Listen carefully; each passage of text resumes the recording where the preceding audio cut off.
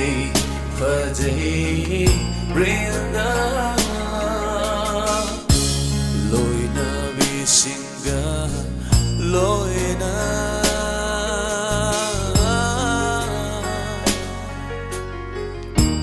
Holy Shani Radha Samna No day for day Brinda Loina Vishinga Loina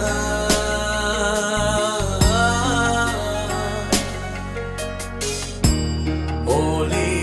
Shani Radha Samna No day for day Brinda Kaya Harao Nungai Nei Abed Chai Nei Toina Toina No day for day Brinda Is it your traditional Manipuri culture? It is our modified culture. Ma, I am Suleri. And kayo ko. Hoy. Wag mo si ay hinagidre. No day for day Brinda Changbanava Shyam gi kuchu Ngangranava kuchu oirene se No day for day Brinda Changbanava Shyam gi kuchu Ngangranava kuchu oirene se No day for day Brinda Krishna ki mai kai Radha ki mai kai Lemna reine se No day for day Brinda Krishna ki mai kai Radha ki mai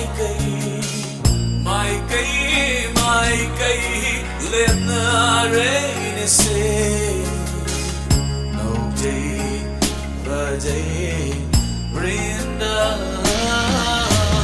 Tamna tamu tambalada taru pasamu vunitana Yeah Tamna tamu tambalada taru pasamu vunitana Koi kantali koi chinsi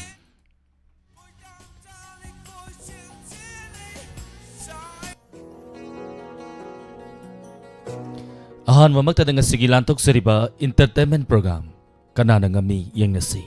Hapta amada entertainment program bu lantok sariba anchor singi tongan basaklon sing hay batay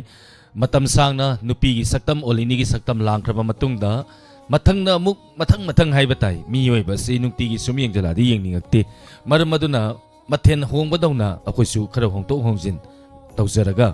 ngasidi borgi saktam langliba Mr. Ras aigi ming borgi maming Ras kawi ngasidi ko mayam na Ras ana ko biro ngasidi aduna ngasigi tonga ba platform ni panda lantok sa ribatoram ni entertainment program konjelo ina tapa fangwigan ni 90.0 Wahong Radio Kusem Radio Manipur Online Radio visual da Ascom Homsen and 129 Elite TV SKTV ZTPL amadi Diamond TV ki Facebook amadi YouTube da lantok sa ribatoram masi saruk yaba fangwigan ni ngasigi laksari basi ay lohong basa sarubani hauzik isay mathajagi bado ay lohong zarubagini ay lohong zaraban no pa mani miyeng karan san birakano maram maduna ngasigi di lohong bagi advice kay yam pinake ngasidi ko no pa sing na sakadabali sa sajat lohong mga matungda aduga no pina sakadabali sa sajat ki oy wari oy nay na sing ngasidi aduga yung manem pataba maku patabagi oy nay na rake ngasigi topic loina na mayam na su comment parakti hai bagi waro bidana bahai seri comment se ai kari ngang sige na kan khallingai da comment pa ba nangau de aduga Facebook live ta levi ba nu sijar ba isilin au singna live asibu share to bi loina na lantuk sari ba thoram masida kana gumbi aduga akoigi pije saksa da karem ko thaina ba nasade lantuk sari ba thoram masina ima ibel sing aduga anxiety level stress level manipur iram dam masida awana tar ba sing nang haktang wer ba supotha na bhaidana lantuk sari ba entertainment program ni khalaga mayam punna miyeng taminasi aduga aina haiba wahida soiki ba lan ki ba aduga caller sing dan nang ma haina season rakpa kudima mayam punna mangak piu program asibu mapung phana ba amadi dialogue adubu mapung phana ba gidamakta haijabani khanbiraga nasani nanawni khalaga olen sapam bunga piu punna mapu amukahna olen sapam na kurumjari ngasigi thawra masida sidina jari ba number 7005 7078808 amukahna 7005 7078808 hairiba number sida call to piu lanthok sariba thawram kana ngami yengna si me punna saru yaminasi awawa wakal nakal thamsi mikup amatursu pothaminasi mipum kudimak no manatraga no madi soidana chatki gani aduna hinglingai punsi matik asidi nungai tok pataminasi aha ma kolol ko sage kol hangdun thamjare aduga kolor singna pung taraga makhai phawba isai sakpiraktana ba haijage aduga khoigi tummaga kol to birakpadu kol to biganu tariba singi khatang khanbiraga tumbiramsu hoi thengamni na ngatang pothabiram baye adubu ngatang tekhatlaga haitare ne ko haksangse aini iruzarga sona kanda bor sar nan sanga hello kai namin kawe hairadi aina oi ras kawi inkomakane bako maram aduna ngasidi ngasigi yai faraba November gi tang ama sang panumit asida mayam yai fawa numit amo minersi ngasidagi ko anyway hang duna thamjare call to biu saru yabiu entertainment program kana ngami yengnasi ahama kola lokot sarke hello call thamgi bor mane ima bimola takisam ta chari taron saru yabirappa kamramam sofia tomim samotum thangjam manjana renu toizam thank you yam program horok pad miyoi samaga taraga nipan tawra masida lebiram batha chari ibemal naurem se sobi robitala polapam thangjam manjana Kamala Devi Sanasam, Sanabamala, Matum Promila, Bizenti Tachari. Maramakta mong pazaraki ko mayam. Thank you, Mr. Ross. Pagsabana Loidi. Ross, hi. Kang Leifaki Mamomloy, Binarani, Robindro, Singam Dumay na tawra din, nupising na. Mapuro iba singbo, kay no makaloidra. Hi Banida, ay di pura bera tare. Robindro kayong kaluno, nay narakadoy ni Huzik. Yimbalon nay na to siya ko. Program sida mayam na su message pibe ba tawsi aduga maruina ina sesare ba pijon saksa sina imai ben sing hang nok na ba hidana natra iscom sound ja de na tapire ayong tang check tok jarake thank you tapira patha chari hello ming le phone tapiu naina kamra mam tha chari thorom saru ya birapa rasu ko brai kawi Kang Lepaki Mamomloy Binarani Tagachari Robindro Singham Tagachari Kang Lepaki Mamomloy Tagachari Tummaga Koltoksan Birakanu ay Madu Waro Biroy ay Tumbagi Bokel Danga de Madu ay phone thamjage Waro Bidana Bahijage Masigi Thoro Masida de Kara Tekhatlaga Mayam Nohanje Buko Minaksi Tagachari Olengi favorite Ming ni Ross since childhood Minaksi Segi childhood friend of Male Mani is Koigi Langat tel tegi minaksi do male ko ang tang oiradi khut ang tang thanga piro ai sign hut ki ai school life ta yam best friend wer ki ba ai friend ni hai tare minaksi thank you tharo sawiya birapa hello mingle phone ta pi uza ai hero patri nga pelika lagi bogel ko mante yam nungai zai uza lan tok sari ba tharo masida saruya birapa uza kari maten sabi ragi ngasi sibo nasi Hawai muksori hai ro Hoi Hawai mukson okay ozagi phone do loudspeaker thabi bro oh hai okay yam nungai zai lan tok sari ba tharo masida saruya birapa oza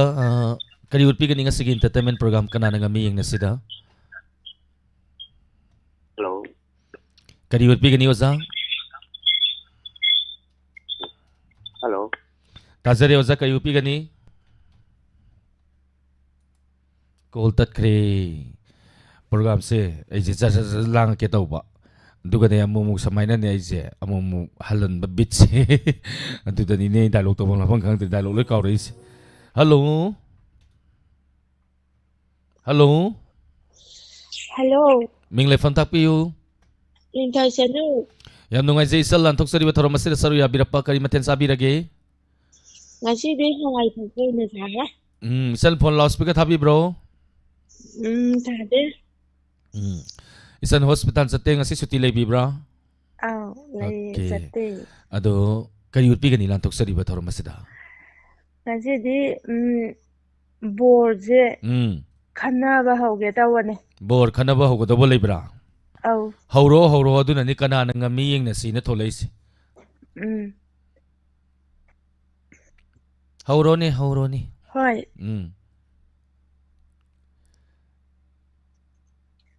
Mai pima ngarang kata luhung gibada mangai aduga kajidagi suru naisandana dum leirisibu karigino masigi maujibu nongale kaina mina ngantana hawonaraga lamwai taidana adagi lai puja tawdana tawdawne aduga ngarang khak luhonge ngasi katangbu oira manene tawise borji masai sum phaja ai chan paji masai yam phajaida mayamna kai sum helaroi ngasi borji diba mai tai Palim moita chau mamana ngange je kaino aidi tum hawgotpaga chungam hengam jaro aidi ngarang chungtum tumdre aduna mayam langdana pung 2 3 tarakanda hangre aduga haujikta tumdhabada ngai aduga inem pungnen taijina marome isau mapi oin tawdana hagolo na panghai dai ado moita mona oinane hagoluro adudugane lai puja ju tawramo loin tawramo natte ngarang katal hongboy targasu satnabigi matungina katang manna hogalaga nang waidam ngai kai sidi khara sengjaluba yaidana lai dukka ji thaba nungdin tumudana ai ngamaroi haba aido sungam ngammaroi aidine yumda laingai pung 9 10 dane hawolije aduga si yora kanjidana pung 3 bau taati aduga hagotlu aduga la adu taw adada ngammaroi ai sungam ngammaroi ko Sumidana nang adu ngamnena lawi na to ngamnane lawramina ngamnaba dum tawjago Sumidana ahal laman singna takpiramba nongalakpada nupi yengu aduga nupi gi lisa sajat asengba sajati lohonga kanda uthorakani uthoine natrane pare nangdani aina lawdaw baibema nangje aina dum lawra thammadawni nang good aduna nang ya pare mau number 1 tare nangna ko pare Thank you, Isal. Tachari. Hoi. As atabam ta masia gangje imogam da oijening de kalam porani. Soidramni chan. Haina balai ahal laman singna aigi nupi gi damak aigi isilinaw aigi I mari aigi ima ipa laptop ke khanganu aigi nupi gi haktak ki aigi nupi na haiba in batarabati aina hayeng ahal matam moisala aba matamda si batarabadi soidana miyoi ba si sigani aibu si bataragadi aibu thangtokatoise aigi I mari aigi isilinaw nani maram maduna haina balai aigi nupi gi damak aigi I mari thadat kanon maram maduna nupa oi basingna nupi na asmaina yahau thenga kadaboi taragadi nongan lakpagi oigera amagi oigera pangphu da phuro sida leire ko nupi na lamena di phugadawni ai di phude ai je lohongjarubani ngasi se aduna halakpada ngairi daigi wife ki maming hore lautok charke hello sir. Good evening. Taram noksari mingle fam takpi phone tawjalai bai sabon ban lalai tali function center miyam nungai je madam lantok sari ba toram masira saru ya birappa madam hojik se thoram se ke de yeng birino YouTube ta ado kari mathen sabi ragi ngasi sibo ngasi se hai da wikai de nga thong ba hai basi ikai ba ikai ni dingi na ro hogolakpagi chitang isa je thak ya dren oh yai madam ꯊꯥꯛꯄꯤꯌꯨ ꯊꯥꯛꯄꯤꯌꯨ ꯑꯗꯣ ꯃꯦꯗꯥꯝꯅ ꯈ꯭ꯋꯥꯏꯗꯒꯤ ꯄꯥꯝꯅ ꯆꯥꯕ ꯃꯊꯦꯜꯁꯤ ꯀꯩ ꯑꯣꯏꯕꯤꯒꯦ ꯑꯩꯁꯦ ꯁꯥꯔ ꯑꯩꯅ ꯄꯥꯝꯖꯕꯁꯦ ꯑꯩ ꯆꯝꯊꯣꯡꯅ ꯈꯔ ꯄꯥꯝꯃꯦ ꯌꯥꯝ ꯆꯝ ꯈ꯭ꯋꯥꯏꯗꯒꯤ ꯄꯥꯝꯖꯕꯁꯦ ꯁꯧꯒ꯭ꯔꯤ ꯊꯣꯡꯕ ꯑꯣꯀꯦ ꯑꯗꯨꯗꯤ ꯃꯦꯗꯥꯝ ꯑꯗꯣ ꯉꯁꯤꯒꯤ ꯂꯥꯟꯊꯣꯛꯆꯔꯤꯕ ꯊꯧꯔꯝ ꯑꯁꯤꯗ ꯀꯩ ꯎꯠꯄꯤꯒꯅꯤ ꯁꯥꯔ ꯑꯩꯗꯤ ꯏꯁꯩ ꯅꯠꯇꯅ ꯑꯇꯩ ꯊꯣꯏꯗꯣꯛꯄ ꯀꯩꯁꯨ ꯃꯦꯗꯥꯝ ꯍꯩꯖꯗꯦ ꯏꯁꯩꯗꯤ ꯑꯌꯥꯕ ꯄꯤꯖꯗ꯭ꯔꯤ ꯄꯨꯡ 10 ꯃꯇꯨꯡꯗ ꯏꯁꯩ ꯁꯛꯁꯤ ꯍꯧꯖꯤꯛꯀꯤꯗꯤ ꯃꯥꯁꯇꯔ ꯁꯩꯔꯦꯡꯒꯨꯝꯕ ꯁꯣꯔꯤ ꯑꯩ ꯑꯗꯨ ꯑꯗꯣ ꯈꯪꯖꯍꯧꯗ꯭ꯔꯦ ꯃꯦꯗꯥꯝ ꯀꯣꯜ ꯇꯧꯕꯤꯔꯛꯑꯕꯅꯤꯅ ꯑꯩꯒ ꯋꯥꯔꯤ ꯑꯃꯨꯛꯇꯪ ꯁꯥꯟꯅꯕ ꯇꯥꯔꯤ ꯑꯗꯣ ꯁꯥꯔ ꯏꯁꯩꯁꯦ ꯌꯥꯝ ꯁꯛꯆꯅꯤꯡꯕꯅꯦ ꯁꯥꯡꯗꯤ ꯁꯥꯡꯗꯕꯅꯦꯕ ꯎꯄꯥꯏ ꯂꯩꯇꯦ ꯃꯦꯗꯥꯝ ꯍꯣꯔꯦꯟ ꯁꯛꯁꯤ ꯄꯨꯡ 10 ꯑꯗꯣ ꯃꯦꯗꯥꯝ ꯑꯗꯨꯗ ꯑꯃꯨꯛ ꯇꯧꯔꯛꯄꯒꯤ ꯈꯨꯗꯣꯡꯆꯥꯕ ꯐꯪꯕ꯭ꯔꯥ ꯁꯥꯔ ꯑꯩ ꯄꯤꯖꯒꯦ ꯃꯦꯗꯥꯝ ꯀꯣꯜ ꯇꯧꯕꯤꯔꯛꯑꯣ ꯑꯗꯨꯗꯀꯣ ꯑꯣ ꯌꯥꯏꯌꯦꯕ ꯁꯥꯔ ꯎꯝ ꯑꯣ ꯐꯔꯦ ꯐꯔꯦ ꯁꯥꯔ ꯊꯥꯒꯠꯆꯔꯤ ꯊꯦꯡꯛ ꯌꯨ ꯑꯗꯣ ꯏꯁꯩ ꯁꯛꯇ꯭ꯔꯁꯨꯅꯦ ꯑꯩꯒ ꯗꯥꯏꯂꯣग ꯑꯗꯨꯝ ꯎꯠꯄꯤꯅꯕ ꯌꯥꯏꯀꯣ ꯃꯌꯥꯝ ꯀꯣꯜꯕꯨ ꯇꯧꯁꯜꯂꯣ ꯗꯥꯏꯂꯣग ꯍꯩꯇ꯭ꯔꯦꯗꯅ ꯀꯣꯜ ꯇꯧꯁꯜꯂꯣ ꯑꯩ ꯑꯗꯨꯝ ꯉꯥꯡꯉꯛꯀꯦ ꯑꯗꯨꯝ ꯄꯥꯈꯨꯝꯗ ꯈꯨꯝꯅꯔ ꯂꯣꯏꯔꯦ ꯉꯥꯏꯍꯥꯛ ꯅꯣꯛꯁꯦꯕ ꯃꯌꯥꯝ ꯌꯥꯏꯗꯅꯀꯣ ꯑꯣꯀꯦ ꯑꯦꯅꯤꯋꯟ ꯃꯈꯥ ꯆꯠꯊꯖꯔꯛꯄ ꯃꯊꯪꯒꯤ ꯀꯣꯜꯂꯔ ꯂꯧꯈꯠꯆꯒꯦ ꯑꯩ ꯀꯣꯃꯦꯟ ꯄꯥꯖꯔꯣꯏ ꯉꯁꯤꯗꯤ ꯋꯥꯔꯧꯕꯤꯔꯣꯏ ꯂꯥꯏꯞ ꯆꯠꯇ ꯂꯩꯕꯤꯔꯤꯕꯁꯤꯡ ꯑꯩ ꯏꯟꯇꯔꯇꯦꯟꯃꯦꯟ ꯄ꯭रोग्राꯝꯗ ꯑꯩ ꯀꯣꯃꯦꯟ ꯄꯥꯖꯗꯦ ꯀꯩꯒꯤꯅꯣ ꯑꯩ ꯗꯥꯏꯂꯣग ꯀꯟ ꯅꯤꯡꯁꯤꯡꯉꯤ ꯍꯜꯂꯣ ꯍꯜꯂꯣ ꯁꯥꯔ ꯃꯤꯡ ꯂꯩꯐꯝ ꯇꯥꯛꯄꯤꯌꯨ ꯊꯥꯡꯃꯩꯕꯟꯗꯒꯤ ꯑꯅꯨꯔꯥꯙꯥꯅꯤ ꯁꯥꯔ ꯌꯥꯝ ꯅꯨꯡꯉꯥꯏꯖꯩ ꯃꯦꯗꯥꯝ ꯂꯥꯟꯊꯣꯛꯆꯔꯤꯕ ꯊꯧꯔꯝ ꯑꯁꯤꯗ ꯁꯔꯨꯛ ꯌꯥꯕꯤꯔꯛꯄ ꯀꯣꯜ ꯀꯌꯥꯔꯛ ꯐꯪꯕꯤꯈ꯭ꯔꯦ ꯃꯦꯗꯥꯝ ꯉꯁꯤꯅ ꯑꯍꯥꯟꯕ ꯊꯧꯔꯝ ꯁꯔꯨꯛ ꯌꯥꯕꯤꯔꯤꯁꯦ ꯑꯍꯥꯟꯕꯅꯤ ꯁꯥꯔ ꯑꯃꯨꯛꯇꯪ ꯏꯁꯩꯗ ꯑꯃꯨꯛ ꯐꯪꯈ꯭ꯔꯦ ꯉꯁꯤꯗ ꯏꯁꯩ ꯁꯛꯈ꯭ꯔꯦ ꯑꯃ ꯊꯥꯡꯃꯩꯕꯟꯒꯤ ꯀꯔꯤ ꯂꯩꯀꯥꯏ ꯑꯣꯏꯕꯤꯔꯕꯅꯣ ꯃꯦꯗꯥꯝ ꯄꯣꯂꯦꯝ ꯂꯩꯀꯥꯏꯅꯤ ꯁꯥꯔ ꯑꯣꯀꯦ ꯑꯗꯣ ꯃꯦꯗꯥꯝ ꯀꯔꯤ ꯃꯊꯦꯜ ꯆꯥꯕꯤꯔꯒꯦ ꯁꯥꯔ ꯉꯁꯤꯁꯦ ꯉꯥ ꯇꯥꯎꯔꯒ ꯊꯣꯡꯉꯒ ꯆꯥꯔꯦ ꯁꯥꯔ ngasi ngagi de ta ba male ado medam da wahang amakatang medam da wahang macha amakatang hangjage ayai sar hambiyo medam sahi kya muk subirage sar aigi sahi se ahin nongyai da phambagum-bani sahi kharasu lehoraba kharasu amuwatliba ahin nongyai da phambagum-bani sar mayai ni ko medam mayai ni sar tangkhai ni du ni phare du di medam sahi kya da luhong biki sahi kuntra da luhongi sar sahi kuntra adum sahi yam lap adum honge adudi medam na hojik sahi kun mu handabira kanda sahi kungi maning haitare flashback maning da hanjala kanda haukiba punsigi wari ningjang kanda medam lohong ba nongan bagi hogat padu pung kya dai dagadi hogat pigi oh sir luhong ba nongan ba hasidi isagi nupi ama oibagi isagi gundo isana ngakchana isana pujana bagi damakta mina kari haikini hairoi haiba khandana nupi ama oibagi duty se nanta hogatlaga imung manung thitok sengdoktuna surjadeba ibungo bo puja tawjaraga aigi luhongjariba aigi punchi khongloi oidoriba magi damakta suyai phanaba aina tinjage laiba imung dugi suyai phanaba aibu pokpiraga aina thanamlaba ima ipasindesu yai phabo oibiyu haina isoda puja tawnabagi damakta nganta hawgacharaga angamba thabak nonjai sar nupi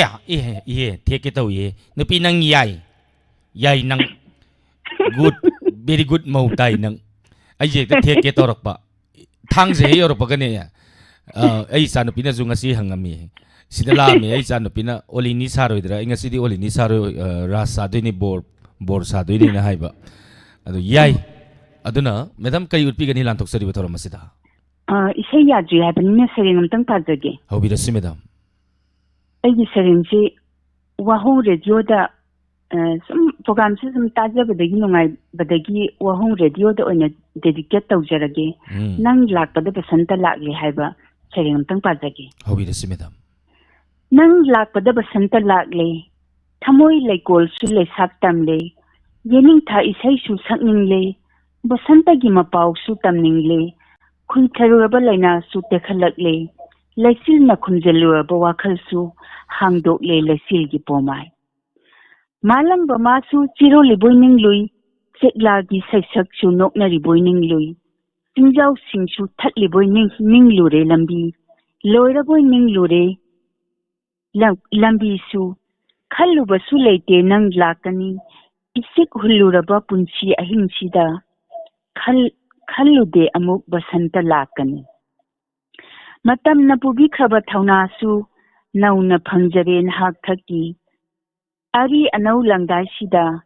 kaidongai mangphaunani khangdana manglak naruraba punchi amagum ꯏꯆꯦꯜ ꯂꯦꯞꯈ꯭ꯔꯕ ꯇꯣꯔꯕꯥꯟꯗ ꯈꯧꯒꯪꯂꯕ ꯑꯩꯒꯤ ꯊꯃꯣꯏꯒꯤ ꯏꯆꯦꯜ ꯑꯣꯏꯔꯛꯀꯅꯤ ꯈꯜꯂꯨꯗꯦ ꯅꯪꯅ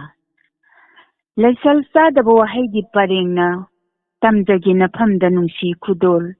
ꯑꯃꯔ ꯑꯣꯏꯕꯤꯌꯨ ꯑꯩꯒꯤ ꯊꯃꯣꯏꯒꯤ ꯉꯁꯤꯇ ꯈꯪꯂꯛꯂꯤ ꯑꯆꯤꯛꯄꯒꯤ ꯄꯥꯎꯗꯝ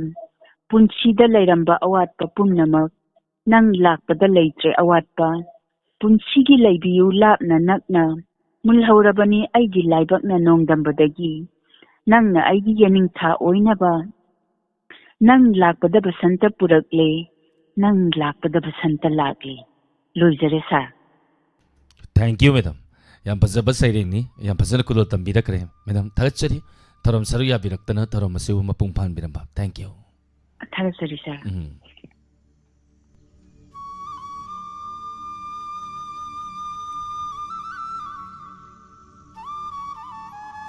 ꯄꯥꯕꯨꯡ ꯒꯅꯁ꯭ꯌꯥꯝꯗ ꯗꯥꯏꯂꯣग ꯑꯃꯇꯪ ꯎꯁꯜꯂꯛꯀꯦ ꯄꯥꯕꯨꯡ ꯒꯅꯁ꯭ꯌꯥꯝ ꯅꯆꯥꯅ ꯒꯅꯁ꯭ꯌꯥꯝ ꯀꯧꯖꯒꯗꯣꯔꯦ ꯋꯥꯔꯧꯕꯤꯕ ꯌꯥꯗꯦ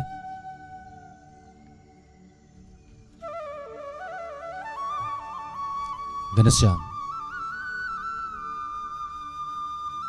ꯁꯩꯇꯒꯤ ꯂꯣꯟꯗꯤ ꯇꯥꯔꯅꯤ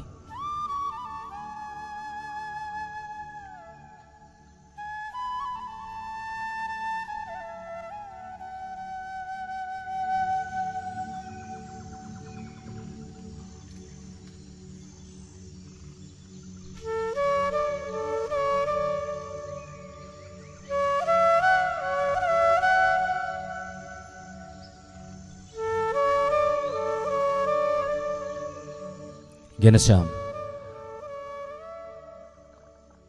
ꯁꯩꯇꯒꯤ ꯂꯣꯟꯗꯤ ꯇꯥꯔꯅꯤ ꯑꯩꯒꯤ ꯊꯃꯣꯏꯁꯦ ꯅꯤꯡꯉꯥꯏ ꯌꯥꯝꯅ ꯆꯥꯎꯏ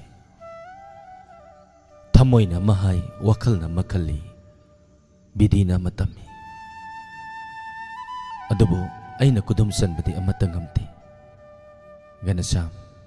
ꯅꯨꯡꯁꯤꯕꯁꯦ ꯂꯨꯗ꯭ꯔꯅꯦ ꯅꯨꯡꯁꯤꯕꯅ ꯀꯌꯥꯕꯨ ꯀꯥꯏꯅꯍꯜꯂꯤ ꯅꯨꯡꯁꯤꯕꯅ ꯀꯌꯥꯕꯨ ꯊꯨꯡꯅꯍꯜꯂꯤ ꯅꯨꯡꯁꯤꯕ ꯀꯥꯏꯅꯈ꯭ꯔꯕꯁꯤꯡꯗꯨꯅ ꯉꯁꯤꯁꯨ ꯃꯤꯠꯂꯨꯗꯒꯤ ꯄꯤꯔꯥꯡ ꯀꯪꯕ ꯂꯩꯇꯅ ꯂꯦꯜꯂꯤ ꯑꯃꯨꯛꯁꯨ ꯅꯣꯍꯜꯂꯤ ꯑꯃꯨꯛꯁꯨ ꯀꯐꯜꯂꯤ ꯍꯥꯏ ꯍꯥꯏ ꯈꯨꯕꯥꯛ ꯈꯨꯔꯩ ꯃꯥꯅꯤ ꯍꯜꯂꯣ ꯍꯜꯂꯣ ꯃꯤꯡ ꯂꯩꯐꯝ ꯇꯥꯛꯄꯤꯌꯨ ꯒꯨꯗ ꯏꯚꯤꯅꯤꯡ ꯁꯥꯔ ꯑꯩ ꯊꯧꯆꯣꯝꯗꯒꯤ ꯌꯥꯝꯕꯦꯝ ꯃꯅꯤꯇꯥꯅꯦ ꯌꯥꯝ ꯅꯨꯡꯉꯥꯏꯖꯩ ꯃꯦꯗꯥꯝ ꯂꯥꯟꯊꯣꯛꯆꯔꯤꯕ ꯊꯧꯔꯝ ꯑꯁꯤꯗ ꯁꯔꯨꯛ ꯌꯥꯕꯤꯔꯛꯄ ꯀꯔꯤ ꯃꯊꯦꯜ ꯆꯥꯕꯤꯔꯒꯦ ꯁꯥꯔ ꯉꯁꯤꯗꯤ ꯏꯔꯣꯝꯕ ꯑꯣꯏ ꯆꯥꯖꯔꯦ ꯕꯣꯔꯥ ꯑꯃꯒ ꯆꯞ ꯆꯥꯔꯦ ꯃꯅꯤꯡꯒꯤꯗꯨꯗꯤ ꯈꯔ ꯄꯥꯝꯃꯤ ꯍꯥꯏꯇꯥꯔꯦ ꯑꯗꯣ ꯃꯦꯗꯥꯝ ꯂꯥꯟꯊꯣꯛꯆꯔꯤꯕ ꯊꯧꯔꯝ ꯑꯁꯤꯗ ꯀꯩ ꯎꯠꯄꯤꯒꯅꯤ ꯑꯣ ꯗꯥꯏꯂꯣग ꯃꯇꯦꯛ ꯑꯃꯇ ꯇꯧꯔꯛꯀꯦ ꯀꯩꯅꯣ ꯉꯁꯤꯗꯤ ꯃꯥꯏꯕ ꯁꯥꯔꯤꯁꯤꯕꯨ ꯀꯗꯥꯏꯗ ꯂꯥꯏ ꯈꯨꯔꯨꯝꯗꯧ ꯂꯩꯒꯦ ꯑꯣꯟꯊꯣꯛꯅ ꯃꯨꯟꯅ ꯌꯦꯡꯉꯝꯈ꯭ꯔꯦꯗ ꯑꯩꯅ ꯁꯥꯔꯤꯁꯦ ꯃꯥꯏꯕ ꯅꯠꯇꯦꯅꯦ ꯕꯣꯔꯅꯤꯅꯦ ꯕꯣꯔꯔꯣ ꯑꯩꯗꯤ ꯊꯧ ꯇꯧꯕꯒ ꯆꯠꯇꯧꯕꯤ ꯅꯤꯡꯉꯨꯔꯦ ꯏꯍꯦ ꯑꯣ ꯑꯗꯨꯗꯤ ꯃꯤꯁ ꯑꯣꯂꯤꯅꯤꯒꯤ ꯚꯣꯠ ꯂꯦꯞꯄꯒꯤ ꯚꯣꯠ ꯈꯣꯝꯕꯒꯤ ꯃꯇꯥꯡꯗ ꯑꯝꯇ ꯇꯧꯖꯔꯛꯀꯦ ꯍꯧꯕꯤꯔꯣ ꯍꯧꯕꯤꯔꯣ ꯍꯧꯖꯔꯒꯦ ꯍꯜꯂꯥꯎ ꯍꯜꯂꯥꯎ ꯂꯝꯗꯝ ꯑꯁꯣꯝꯗ ꯂꯩꯕꯤꯔꯤꯕ ꯏꯃꯥ ꯏꯕꯦꯟ ꯏꯄꯥ ꯏꯄꯝ ꯄ꯭ꯔꯖꯥ ꯄꯨꯝꯅꯃꯛꯀꯤ ꯃꯐꯝꯗ ꯃꯤꯁ ꯑꯣꯂꯤꯅꯤꯒꯤ ꯚꯣꯠꯀꯤ ꯚꯤꯀꯥ ꯅꯤꯕ ꯂꯥꯛꯆꯔꯤ ꯀꯔꯤꯒꯨꯝꯕ ꯃꯤꯁ ꯑꯣꯂꯤꯅꯤꯅ ꯀꯥꯕ ꯇꯥꯔꯒꯗꯤ ꯃꯍꯥꯛꯅ ꯄꯥꯡꯊꯣꯛꯀꯗꯕ ꯊꯕꯛꯁꯤꯡ ꯈꯔ ꯍꯥꯏꯖꯔꯛꯀꯦ ꯅꯨꯄꯥ ꯂꯩꯇꯕꯁꯤꯡꯒꯤꯅ ꯅꯨꯄꯥ ꯂꯩꯇꯕ ꯅꯨꯄꯤꯁꯤꯡꯒꯤꯅ ꯅꯨꯄꯥ ꯄꯤꯕꯤꯅꯤ ꯅꯨꯄꯤ ꯂꯩꯇꯕ ꯅꯨꯄꯥꯁꯤꯡꯒꯤꯅ ꯅꯨꯄꯤ ꯄꯤꯕꯤꯅꯤ ꯑꯗꯨꯒ ꯚꯣꯠꯇ ꯄꯩꯁꯥ ꯌꯦꯟꯖꯔꯣꯏ ꯀꯅꯥꯒꯨꯝꯕ ꯂꯧꯗ ꯌꯥꯗꯦ ꯍꯥꯏꯕ ꯀꯥꯡꯕꯨꯗꯨ ꯂꯧꯕ ꯑꯗꯨꯝ ꯌꯥꯅꯤ ꯑꯗꯨꯒ ꯀꯔꯤꯒꯨꯝꯕ ꯚꯣꯠꯇ ꯄꯩꯁꯥ ꯂꯧꯈꯤꯕꯁꯤꯡꯗꯣ ꯍꯌꯦꯡ ꯀꯣꯏꯂꯥ ꯊꯥꯕ ꯃꯇꯝꯗ ꯃꯥꯏ ꯊꯣꯡꯒꯥꯟ ꯃꯄꯥꯟꯗ ꯀꯥꯟꯊꯣꯛꯑꯝꯒꯅꯤ ꯍꯜꯂꯥꯎ ꯂꯝꯗꯝ ꯑꯁꯣꯝꯗ ꯂꯩꯕꯤꯔꯤꯕ ꯄ꯭ꯔꯖꯥ ꯄꯨꯝꯅꯃꯛ ꯃꯤꯁ ꯑꯣꯂꯤꯅꯤꯕꯨ ꯅꯨꯡꯁꯤꯕꯤꯌꯨ ꯂꯩꯇ ꯂꯥꯏꯔ ꯑꯃꯠꯇ ꯂꯩꯍꯜꯂꯣꯏ ꯂꯣꯏꯅ ꯅꯨꯡꯉꯥꯏ ꯌꯥꯏꯐꯅ ꯄꯥꯜꯍꯟꯖꯒꯅꯤ ꯃꯌꯥꯝ ꯄꯨꯛꯅꯤꯡ ꯃꯀꯥ ꯂꯥꯝꯅ ꯅꯣꯛꯍꯟꯖꯒꯅꯤ ꯁ꯭ꯋꯥꯏꯗ ꯂꯣꯏꯁꯟꯖꯔꯒꯦ ꯁꯥꯔ इबेम नंग अगी बोट खोम्बीरनु ꯀꯩꯗꯧꯔꯦ नंगना अगी बोट खोम्ब्रबुने इमुंग लोई काइनदनने अई बोट ꯀꯔꯤꯒꯤ कारोइदोरे ꯀꯥꯏꯗꯣꯏꯅꯣ नंगना बोट खोम्बदा इ लोइदोरे इबेमा सोमदने मीना बोट थादनिंगोइदोरे इसे इबेमा थाददोइनि कइनोने मी नुपा लेतबा नुपीसिंदुना नुपा पीने हारे नुपी लेतबसिंदुना नुपा पीबी माइ अहांग अहांबुदु मिनबीने हारे तिकेदोबि थादरोइदोइनो इस fill up tawidorine fill up the bling ni nang dia pare yam pare adu nang bot ti thar bot khombiro no nang ai dum khomjarage thank you taram sarya biram batha chari Kamala Devi Sanasam Tangjamanjana Padama Maramakta dum pajarake matu Pramila Anjali thank you Supriya Wangzam tagachari Facebook live telebiriba Binasaki Devi tagachari yare ko hoi color hari Babu Jamson tagachari Ningtem Kuman Danasundra thank you very much tagachari matangi color mulakut sage hello Hello, good evening, sir. Good evening, Taram Nuksari, Mingley from Takpiu. Right of the Tawan Powden, Karam Bigi Bidiarani.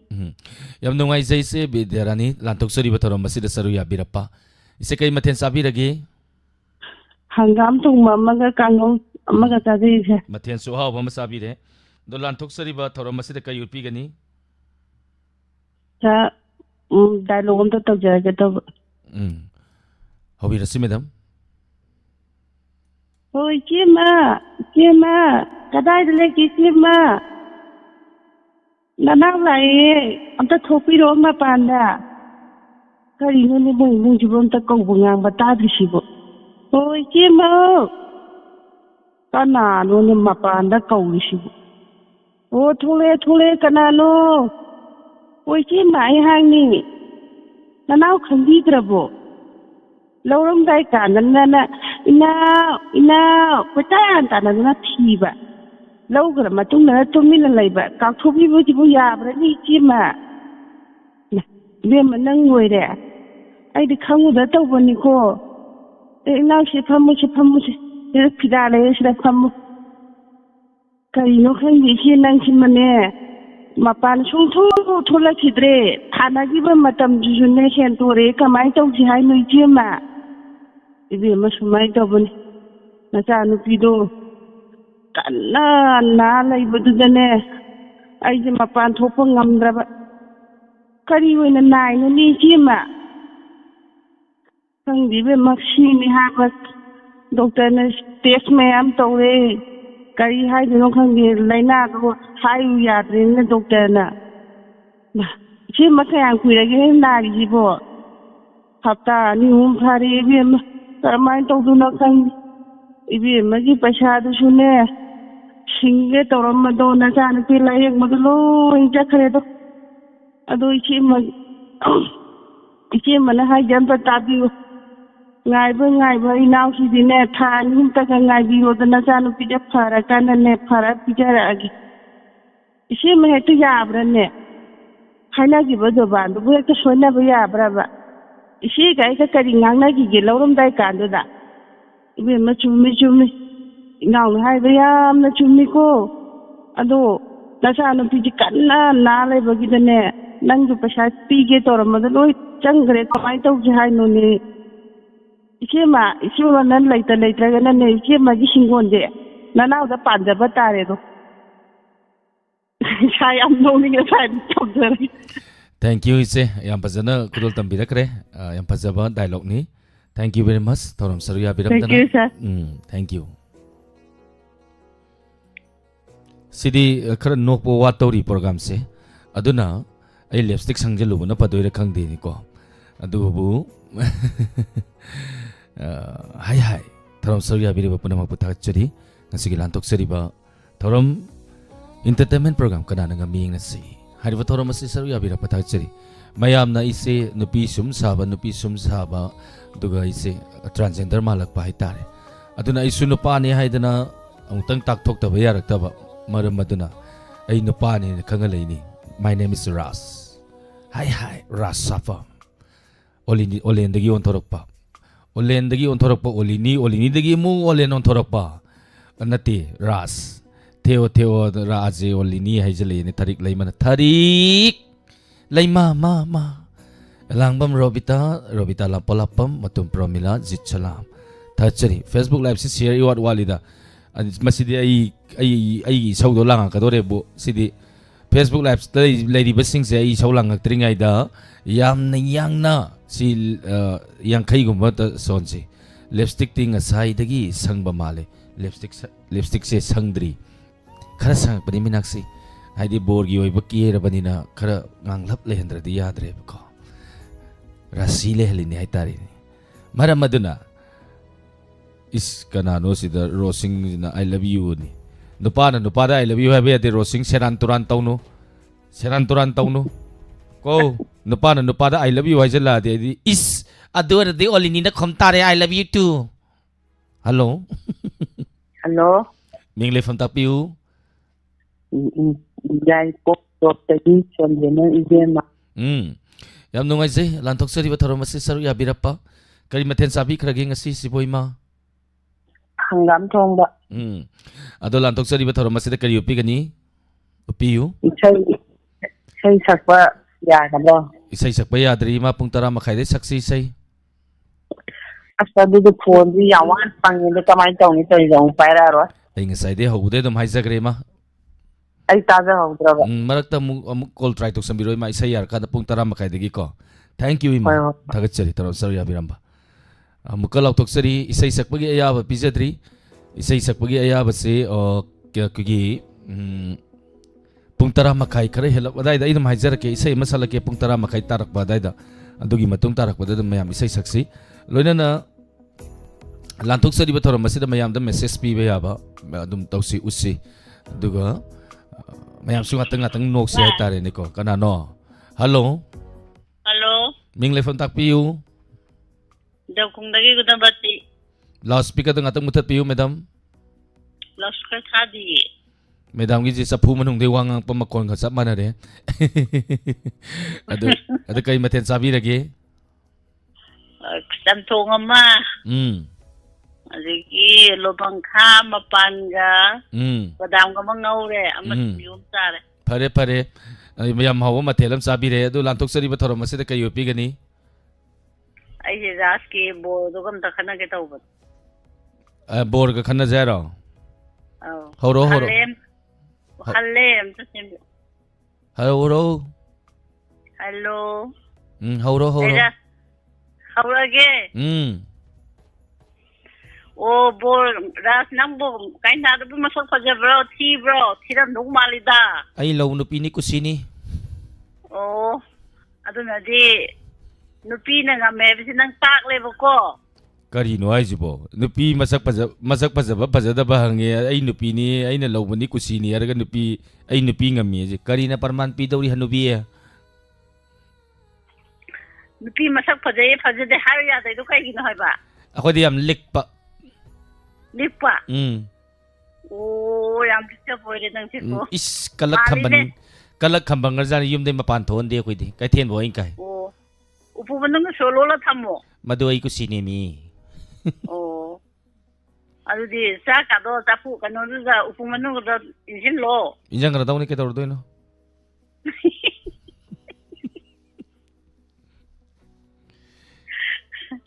ꯌꯥꯔꯕꯣ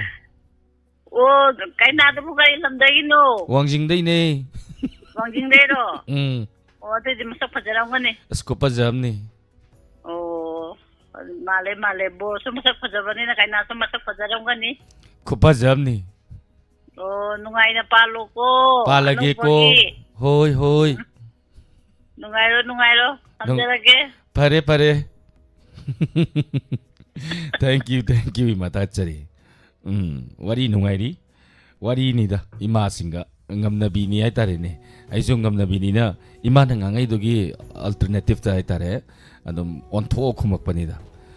ꯃꯔꯝ ꯑꯗꯨꯅ ꯅꯨꯄꯤꯅ ꯉꯝꯕ꯭ꯔꯥ ꯀꯔꯤ ꯋꯥꯍꯪ ꯆꯥꯍꯪꯉꯣ ꯁꯤꯗꯅꯦꯕ ꯑꯩꯅ number 2ꯗꯣ ꯍꯦꯛ ꯑꯣꯟꯅꯤꯡꯉꯩꯁꯦ number 1 ꯅ ꯑꯣꯔꯤꯖꯤꯅꯦꯜ ꯂꯩꯈ꯭ꯔꯦ ꯅꯝꯕꯔ 2 ꯅ ꯅꯣꯏ ꯁꯨꯃꯥꯡ ꯂꯤꯂꯥ ꯌꯦꯡꯈ꯭ꯔꯕ ꯁꯨꯃꯥꯡ ꯂꯤꯂꯥ ꯌꯦꯡꯉꯤꯀꯣ ꯁꯨꯃꯥꯡ ꯂꯤꯂꯥꯗꯅꯦ ꯍꯦꯠ ꯀꯟꯅ ꯂꯥꯎꯔꯤꯗꯣ ꯑꯩꯈꯣꯏ ꯀꯝꯄꯦꯅꯤꯅꯤ ꯑꯩꯈꯣꯏꯒꯤ ꯕꯤꯐꯨꯝ ꯀꯥꯡꯕꯨꯅꯤ ꯍꯥꯏꯇꯥꯔꯦ ꯑꯗꯨꯅꯅꯦ ꯌꯥꯝ ꯀꯟꯅ ꯈꯟꯅꯕ ꯍꯧꯔꯛꯀꯅꯨ ꯆꯤꯟꯁꯦ ꯀꯕꯣꯛ ꯄꯣꯛꯀꯩ ꯉꯥꯡꯅꯤ ꯉꯥꯛꯆꯥꯅꯤ ꯏꯁ ꯍꯜꯂꯣ ꯃꯤꯡ ꯂꯩꯐꯝ ꯇꯥꯛꯄꯤꯌꯨ ꯁꯣꯔꯣꯖꯅꯥ ꯃꯣꯏꯔꯥꯡꯊꯦꯝ ꯍꯩꯃꯥ ꯁꯣꯔꯣꯖꯅꯥ ꯍꯥꯎ ꯅꯈꯣꯟ ꯇꯥꯕꯗꯩꯗꯤ ꯈꯪꯉꯨꯔꯦ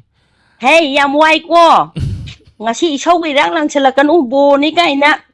Kari. nasak ipa phajaraga Ai ai je sauroin tawbani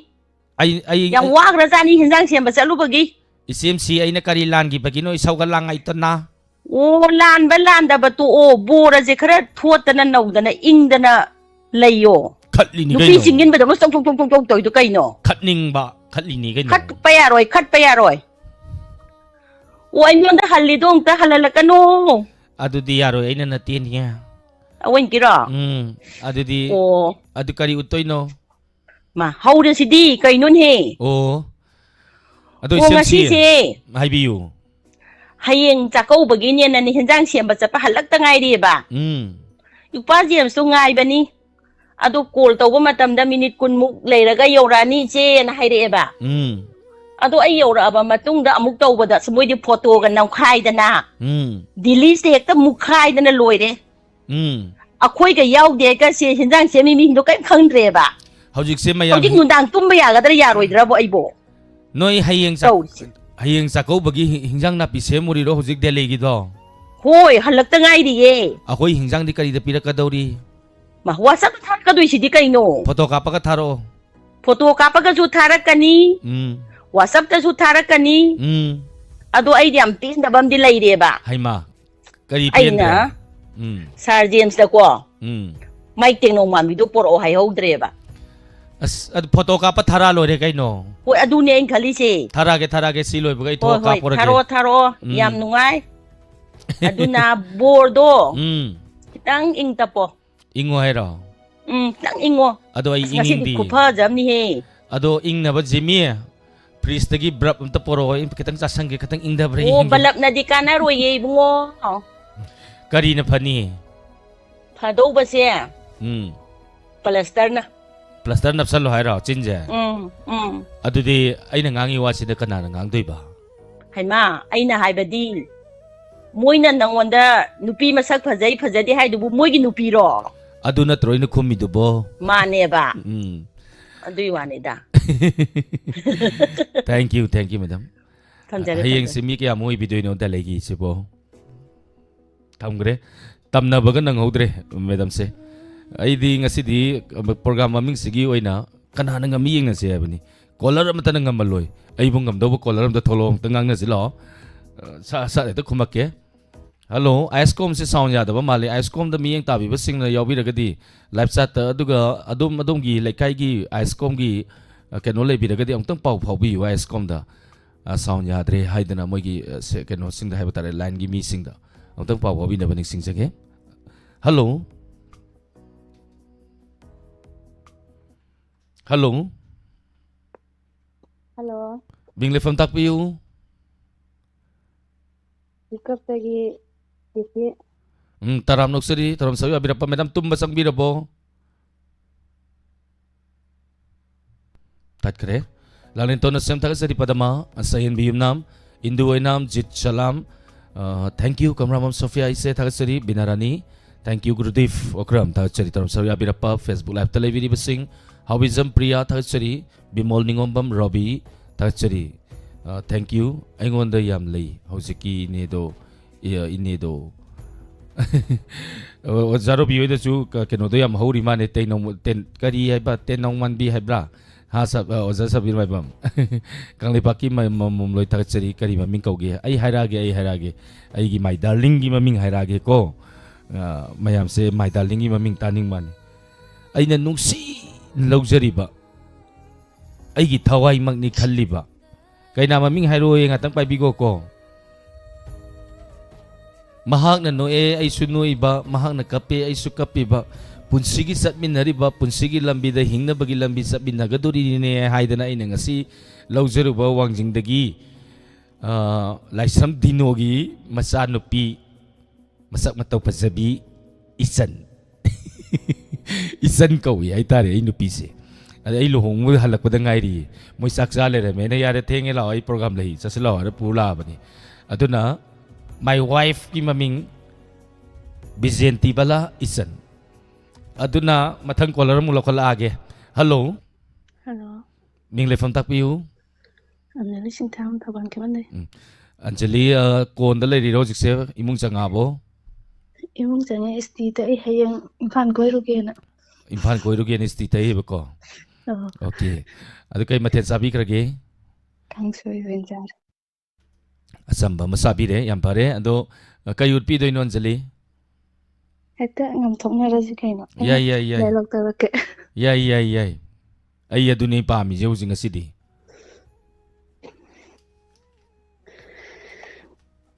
Bor rasna kaina na chenthokre. Bor mathanda ngai re ngai ribo toi du bo. kaina se manate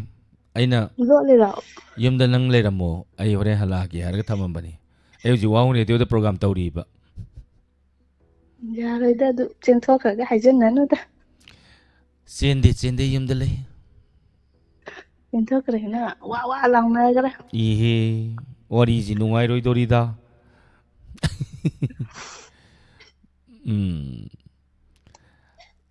Ya de ni. Olini do yang khalle ba. chumi loirabo Atai di makha de tarak tra. ha Bor makha tarak ka dam ni. mapan thondri ne kusi Kasi ga ya rồi da. Chen ga ga. hayeng ulake Atang Saturday do la ke ra. oh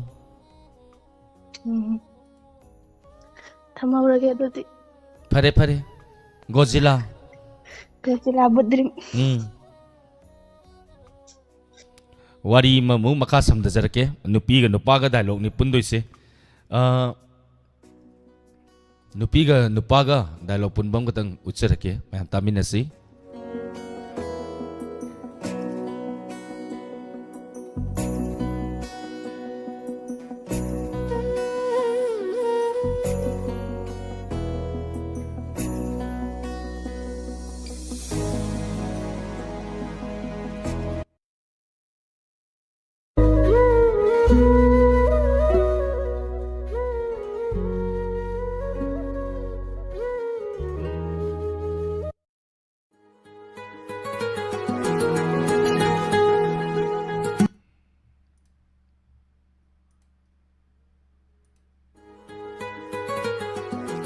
Hello tabining ba program ni wahong radio gi santok sadiba kari haibi kadaba sibu wahong radio ro mani kari sei khanbi gani isai amatang khanjage tawani aigi ming laifamna adagi aduga aigi mingna kaino kowi isai mata khanjage ya bigadra yani kari isai khanbige haino isai do takpiro thana ba honajage isai asi kanana sakpano haibana singbasing haibiu lantok sadiba thauramasi halo tabi ningbani kari isai khanbigani madam aigi sannupi jilibi do bathroom da iruja hobani natte makhada nuksa yaraga phi sobani ado aise bathroom da leiba ado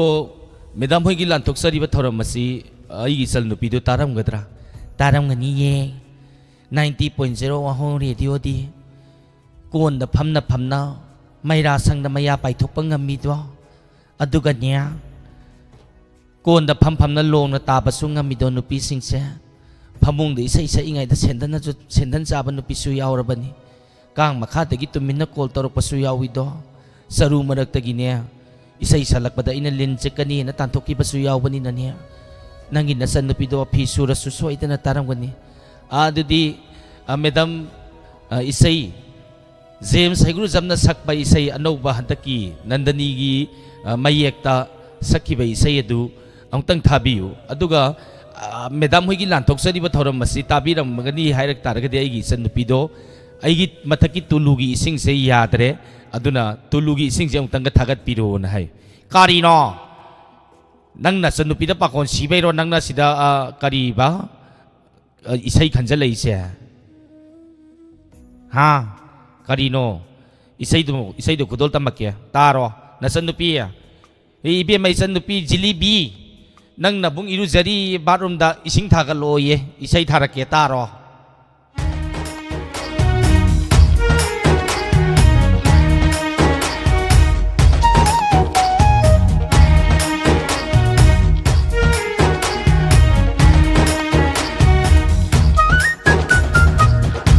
ꯅꯤꯡꯊꯤꯔꯕ ꯑꯌꯨꯛꯀꯤ ꯀꯣꯔꯧꯒꯤ ꯃꯉꯥꯜꯗ ꯃꯅꯤꯡ ꯇꯝꯅ ꯁꯥꯠꯂꯤꯕ ꯂꯩꯔꯥꯡꯁꯤꯡ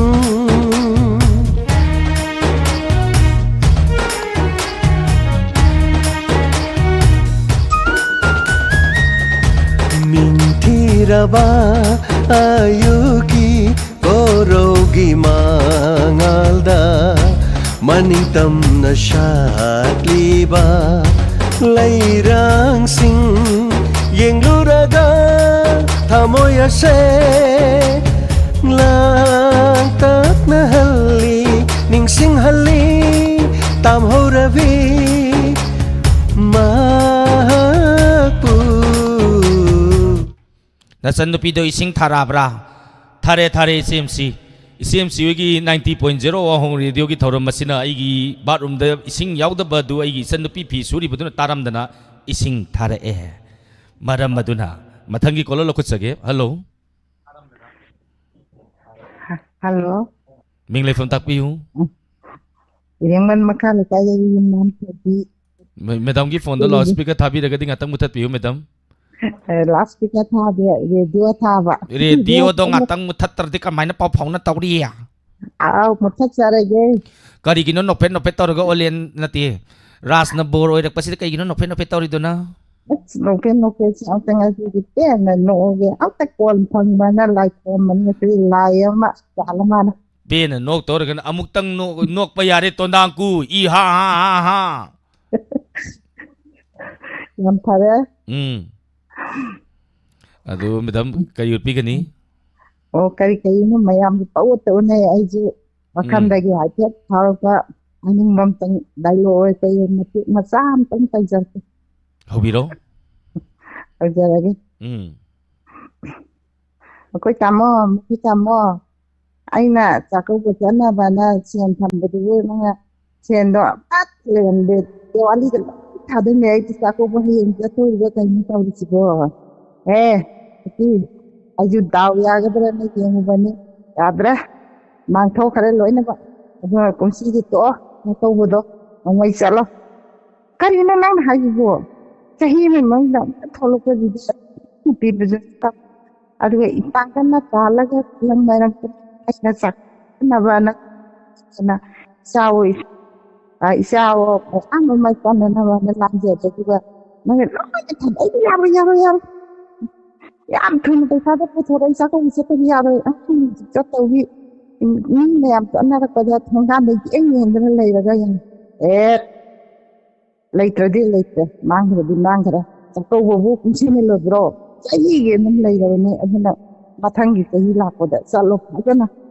ꯀꯔꯤꯅꯣ ꯅꯪꯅ ꯈꯜꯂꯤꯕ ꯋꯥꯈꯜꯗꯨꯕꯨ ꯑꯩꯅ ꯆꯞ ꯆꯥꯅ ꯇꯥꯟꯖꯔꯒ ꯌꯦꯡꯉꯨ ꯀꯨꯝ ꯑꯃꯒꯤ ꯆꯍꯤ ꯃꯅꯨꯡꯗ ꯃꯔꯨꯞ ꯃꯄꯥꯡ ꯎꯅꯅꯕ ꯆꯠꯅꯕ ꯂꯥꯡꯖꯔ ꯍꯣꯠꯅꯔꯦ ꯑꯗꯨꯒ ꯅꯪ ꯑꯩꯅ ꯗꯤꯋꯥꯂꯤꯗ ꯊꯥꯗꯣꯛꯄ ꯅꯪꯗꯗꯤ ꯁꯥꯔ ꯂꯣꯏꯖꯔꯦ ꯗꯤꯋꯥꯂꯤꯗ ꯊꯥꯔꯤꯗꯨꯕꯨ ꯃꯨꯟꯗꯥ ꯊꯥꯔꯤꯗꯣ ꯀꯥꯏ ꯊꯥꯔꯤꯅꯣ ꯑꯣ ꯃꯨꯟꯗꯥꯗ ꯊꯥꯕ ꯂꯣꯏ ꯃꯨꯟꯊꯣꯛꯈ꯭ꯔꯦ ꯍꯧꯖꯤꯛꯀꯥꯟꯗꯤ ꯅꯨꯄꯤ ꯐꯠꯇꯕꯤ ꯃꯧ ꯐꯠꯇꯕꯤꯁꯤꯡꯁꯤꯅ ꯃꯨꯟꯗꯥꯗ ꯊꯥꯕꯤꯒꯗꯧꯕ ꯃꯀꯨꯕꯣꯛ ꯐꯠꯇꯕ ꯃꯅꯦꯝꯕꯣꯛ ꯐꯠꯇꯕꯁꯤꯡꯁꯤꯅ ꯖꯟꯖꯤꯒꯨꯝꯕ ꯀ꯭ꯋꯥꯛꯀꯨꯝꯕꯗ ꯊꯥꯕꯤꯌꯨ ꯐꯥꯎꯔꯗꯧꯅꯤ ꯑꯣ ꯃꯇꯨꯡꯗꯤ ꯁꯤꯟꯊꯥ ꯄꯨꯖꯔꯒꯦ ꯑꯗ ꯏꯆꯥ ꯑꯣꯜꯂꯗꯤ ꯐꯣꯟ ꯄꯥꯏꯖꯒꯦꯅ ꯑꯩꯅ ꯂꯥꯏ ꯈꯣꯏꯔꯝꯃꯛꯄꯗꯤ ꯐꯣꯟꯁꯦ ꯃꯦꯠꯄꯗꯤ ꯆꯍꯤ ꯑꯃ ꯄꯨꯔꯥ ꯍꯦꯜꯂꯛꯑꯦ ꯉꯁꯤꯗꯤ ꯀꯔꯤ ꯅꯨꯃꯤꯠꯅ ꯂꯥꯏꯔꯤꯛ ꯊꯧꯔꯝꯗ ꯐꯪꯗꯣꯛꯈ꯭ꯔꯦ ꯊꯦꯡꯛ ꯌꯨ ꯃꯦꯗꯥꯝ ꯃꯇꯨꯡ ꯇꯥꯔꯛꯄ ꯊꯧꯔꯝ ꯀꯌꯥꯗꯁꯨ ꯁꯣꯏꯗꯅ ꯁꯔꯨꯛ ꯌꯥꯕꯤꯔꯛꯎ ꯅꯣꯛꯄ ꯌꯥꯔꯦ ꯇꯣꯟꯗꯥꯡꯀꯨ ꯏ ꯍꯥ ꯍꯥ ꯍꯥ ꯊꯦꯡꯛ ꯌꯨ ꯂꯣꯏꯅꯅ ꯂꯥꯟꯊꯣꯛꯆꯔꯤꯕ ꯊꯧꯔꯝ ꯑꯁꯤꯗ ꯁꯤꯌꯔ 103 ꯂꯥꯏꯚ ꯁꯤꯌꯔ ꯇꯧꯕꯤꯔꯛꯏ ꯏꯆꯟ ꯅꯤꯔꯨ ꯕꯦꯃ ꯑꯗꯨꯒ ꯌꯥꯎꯕꯤꯔꯤꯕ ꯐꯦꯁꯕꯨꯛ ꯂꯥꯏꯚꯇ ꯌꯥꯎꯕꯤꯔꯤꯕꯁꯤꯡ ꯃꯌꯥꯝꯅ ꯍꯥꯏꯇꯥꯔꯦ 103 ꯁꯨꯔꯦ ꯂꯥꯏꯚ ꯁꯤꯌꯔ ꯇꯧꯕꯤꯔꯛꯄ ꯍꯥꯏꯅꯤꯡꯉꯥꯏ ꯂꯩꯇꯅ ꯊꯥꯒꯠꯆꯔꯤ ꯊꯦꯡꯛ ꯌꯨ ꯚꯦꯔꯤ ꯃꯆ ꯏꯆꯟ ꯅꯤꯔꯨ ꯑꯃꯗꯤ ꯐꯦꯁꯕꯨꯛ ꯂꯥꯏꯚꯇ ꯂꯩꯕꯤꯔꯤꯕꯁꯤꯡꯕꯨ ꯍꯟꯗꯅ ꯊꯥꯒꯠꯆꯔꯤ ꯃꯊꯪꯒꯤ ꯀꯣꯂꯔ ꯂꯧꯈꯠꯆꯒꯦ ꯑꯔꯣꯏꯕ ꯀꯣꯂꯔ ꯑꯣꯏꯖꯒꯦ ꯑꯩꯈꯣꯏꯒꯤ ꯗꯥꯏꯂꯣꯒꯀꯤ ꯑꯗꯨ ꯗꯥꯏꯂꯣꯒꯁꯦ ꯑꯗꯨꯝ ꯃꯈꯥ ꯇꯥꯅ ꯑꯗꯨꯝ ꯎꯠꯄꯤꯔꯛꯄꯗꯤ ꯌꯥꯏ ꯏꯁꯩ ꯁꯛꯄ ꯑꯌꯥꯕ ꯑꯃꯨꯛ ꯄꯤꯖꯔꯛꯀꯦ ꯃꯊꯪꯒꯤ ꯆꯠꯊꯖꯔꯛꯄ ꯃꯊꯪꯒꯤ ꯀꯣꯂꯔ ꯂꯧꯈꯠꯆꯒꯦ ꯍꯥꯏ ꯍꯜꯂꯣ ꯍꯜꯂꯣ ꯏꯍꯦ Kunjesori Tagatsari thank you Taram Saria Birappa Jit Salam thank you Taram Saria Birappa Naure Manjali Tagatsari Sana Ibe Mawaka Elangbam Kamala Gunesuri Raskumari Se Motum Pramila Tagatsari Taram Saria Birappa Thoksom Pisak Tagatsari Taram Saria Birappa thank you.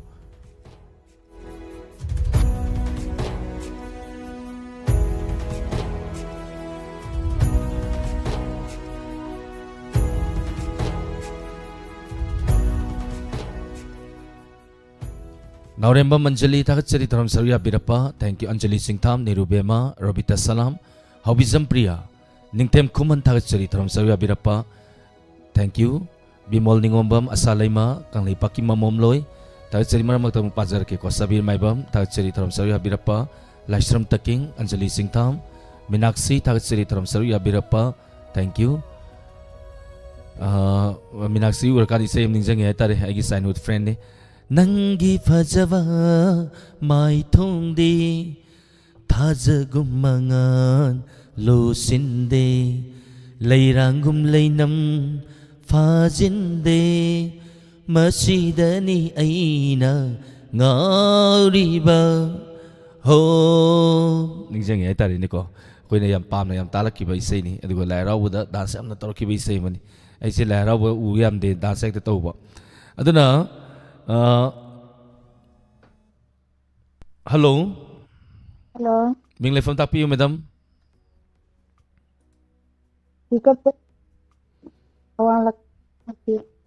Hello. Hello. Tazare minglay from Tapiyo, madam.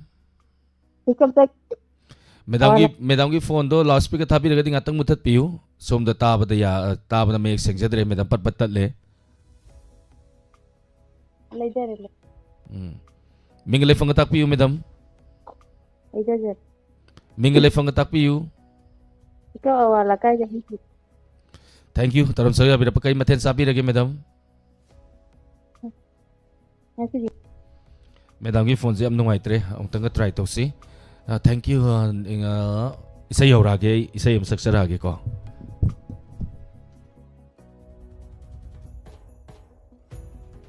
Isay sakpagi ayaba caller sing da kudong sa pizare. Isay sikharal aram bang atasak yang asidi may waraw biroy. Isay sikharal lang dri ay nungai ro dori. Maram aduna dot kar lang jarake lang kadori bisay si mayam adum suong siko.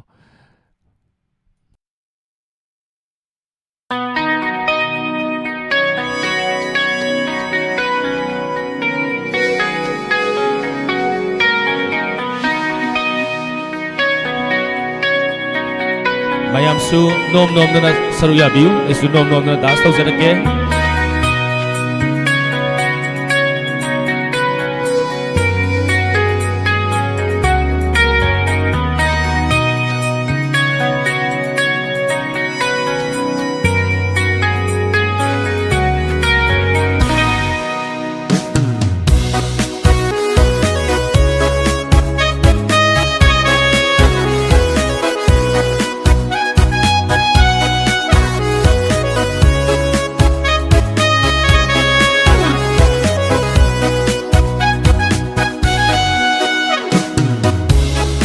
Thamoy singna ahanda thingnaba mikutudagi ngaurure hairo nungsi amuka aigi paukum bibiu haibiu aibu nungsi haina nungsi mi nangi sinbala nung si dây nang bu thầm môi xinh na ahan bating nam mikutu dagi ngaurure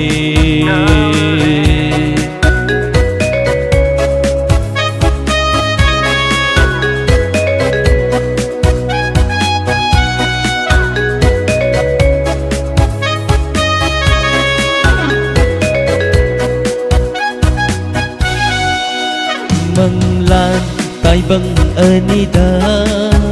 nangbu udu na dalay re manglan tay bang anida nangbu udu ꯃꯅꯥꯛꯇ ꯂꯩꯔꯦ ꯑꯩꯒꯤ ꯏꯅꯥꯛꯇ ꯂꯦꯞꯄꯤꯔꯣ ꯅꯪꯅ ꯄꯨꯟꯁꯤꯒꯤ ꯑꯣꯏꯅ ꯑꯩꯒꯤ ꯏꯅꯥꯛꯇ ꯂꯦꯞꯄꯤꯔꯣ ꯅꯪꯅ ꯄꯨꯟꯁꯤꯒꯤ ꯑꯣꯏꯅ ꯅꯨꯡꯁꯤꯖꯩ ꯅꯪꯕꯨ ꯊꯃꯣꯏ ꯁꯦꯡꯅ ꯑꯍꯥꯟꯕ ꯊꯦꯡꯅꯕ ꯃꯤꯀꯨꯞꯇꯨꯗꯒꯤ ꯉꯥꯎꯔꯨꯔꯦ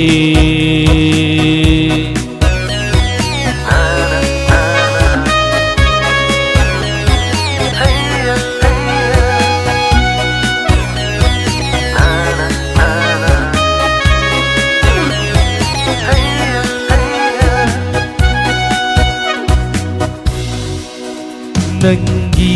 ꯅꯨꯡꯁꯤꯕ ꯃꯤꯅꯣꯛꯇ ꯉꯥꯎꯔꯦ ꯑꯩꯗꯤ ꯄꯨꯡꯉꯥꯎ ꯉꯥꯎꯔꯦ ꯅꯪꯒꯤ ꯅꯨꯡꯁꯤꯕ ꯋꯥꯍꯩꯗ ꯄꯨꯝꯁꯨꯝ ꯁꯨꯝꯍꯠꯄꯤꯔꯦ ꯑꯩꯕꯨ ꯑꯣꯏꯖꯒꯦ ꯅꯪꯁꯦ ꯑꯩꯇꯒꯤ ꯅꯪꯕꯨ ꯄꯨꯟꯁꯤꯒꯤ ꯑꯣꯏꯅ ꯑꯣꯏꯖꯒꯦ ꯅꯪꯁꯦ ꯑꯩꯇꯒꯤ ꯅꯪꯕꯨ ꯄꯨꯟꯁꯤꯒꯤ ꯑꯣꯏꯅ ꯅꯨꯡꯁꯤꯖꯩ ꯅꯪꯕꯨ ꯊꯃꯣꯏ ꯁꯦꯡꯅ ꯑꯍꯥꯟꯕ ꯊꯦꯡꯅꯕ ꯃꯤꯀꯨꯞꯇꯨꯗꯒꯤ ꯉꯥꯎꯔꯨꯔꯦ ꯍꯥꯏꯔꯣ ꯅꯨꯡꯁꯤ ꯑꯃꯨꯛꯇ ꯑꯩꯒꯤ ꯄꯥꯎꯈꯨꯝ ꯄꯤꯕꯤꯌꯨ ꯍꯥꯏꯕꯤꯌꯨ ꯑꯩꯕꯨ ꯅꯨꯡꯁꯤ ꯍꯥꯏꯅ ꯅꯨꯡꯁꯤꯕꯤ ꯅꯪꯒꯤ ꯁꯤꯟꯕꯥꯜꯅ ꯅꯨꯡꯁꯤꯖꯩ ꯅꯪꯕు ꯊꯃꯣꯏ ꯁꯦꯡꯅ ꯑꯍꯥꯟꯕ ꯎꯅꯕ ꯃꯤꯀꯨꯞꯇꯨꯗꯒꯤ ꯉꯥꯎꯔꯨꯔꯦ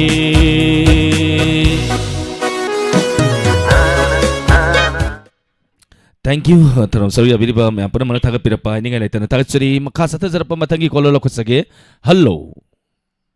Hello, sir. Taram nuksari madam mingale phone ka piu. Thamu bandagi anuradhani, sir. Yam nungai je madam lan tuksari ba taram masira sawi abirapa. Madam kai mathe sabirage. Sir, nga ta bu thong bu taje habto. Mathen do ina khwai di pa ma mathel ama sabire. Hi hi. Oi. Adudi madam ngasigi lan tuksari ba taram masira kari utpi gani. Isai mi haidar, sir. Yare isai sakba yare madam. Oh, adudi. Nazari, sir. Okay, hobi dasi. Laisiregi maisa nong lepna khangde isilgi maisa nirai nasu obede thamoi maisa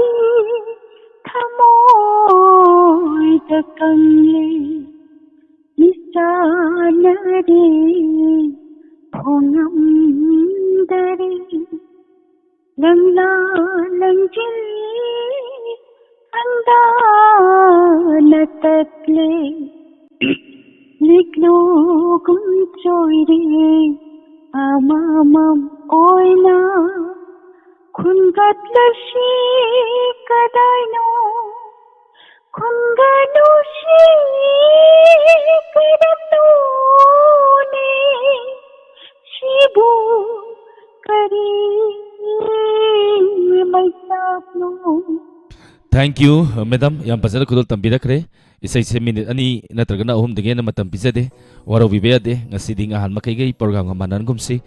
Kudong sabar dong karka pimina si madam waro bidana baizari. Yang pasal kudul tambira kre konje sui anu fazai. Hai hai. Dialog tasu anira hanjang raba kangdre ai se kangau dre. ai khangamade adum kakkani phone adubu khangauda basi khangauda ni mayam ngakthong ngaksin hai maram maduna mathangi caller amula ko charake mathangi caller lokot sadring aida laima bemsa tagsiri sargi phone number di khangjade saru yaningi na tapire ai screen da thamjarake aduga sida suijarake mayam live sata 700570070808 ai sata suijagre number sida untang call try toksen biu binasaki devi atopam thank you taram sari abirappa hai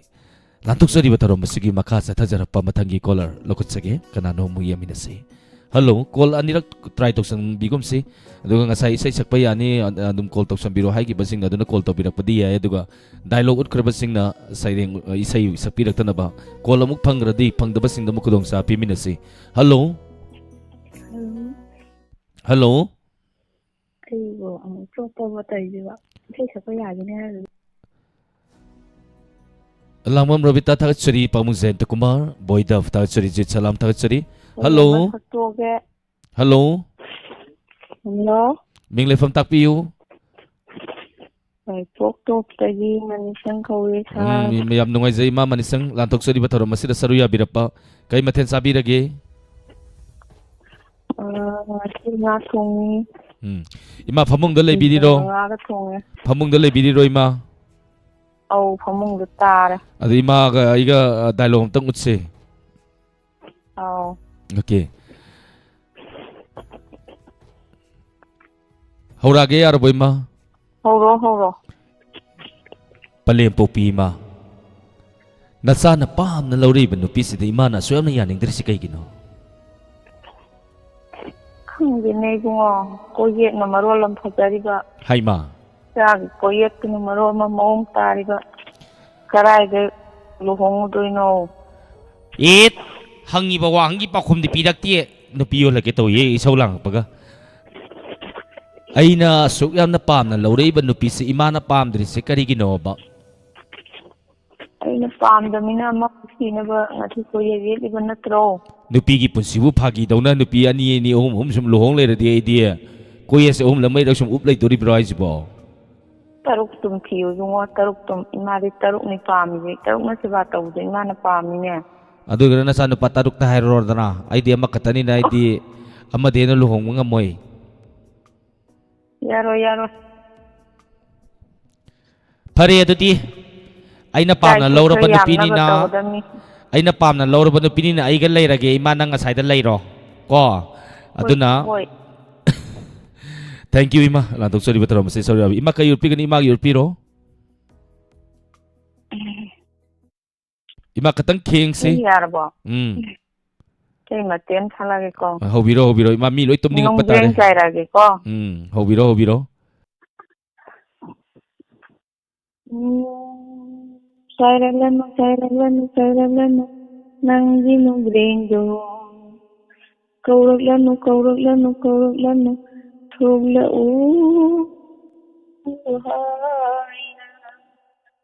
Nasigi taban san Pagayaga kami Nanaktayung badi Hanggaba kuwega Nasigi taban san Pagayaga kami Nanaktayung badi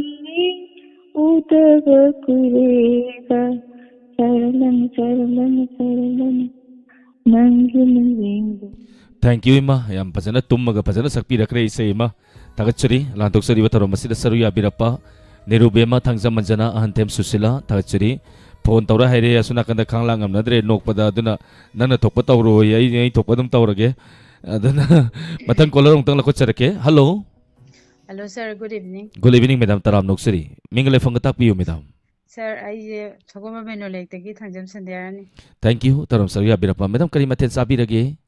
Sir, I guess I kai na hajau ki batong ha thong bazare. Nga thong ba ahamba caller kogi isai oiram da bato ko Ho. Okay isai hobiro tamin si madam Hoy sir. Sing the sapi ingele. Hobiro Sing the sapi ingele Cinnadana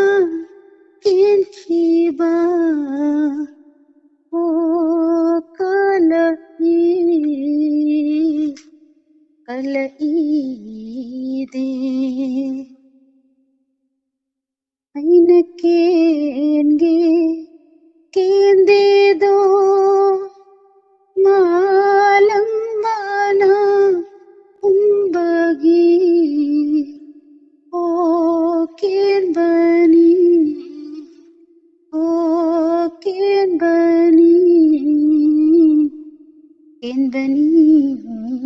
de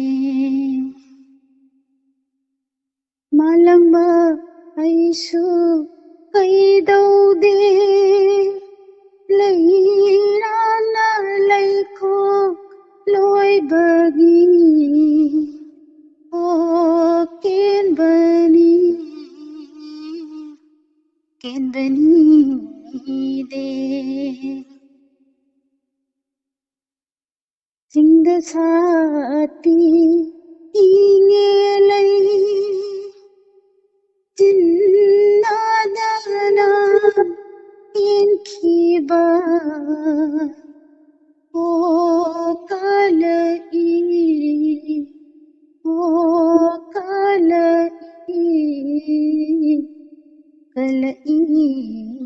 de aina kende do malang bana umbagi o ken Thank you.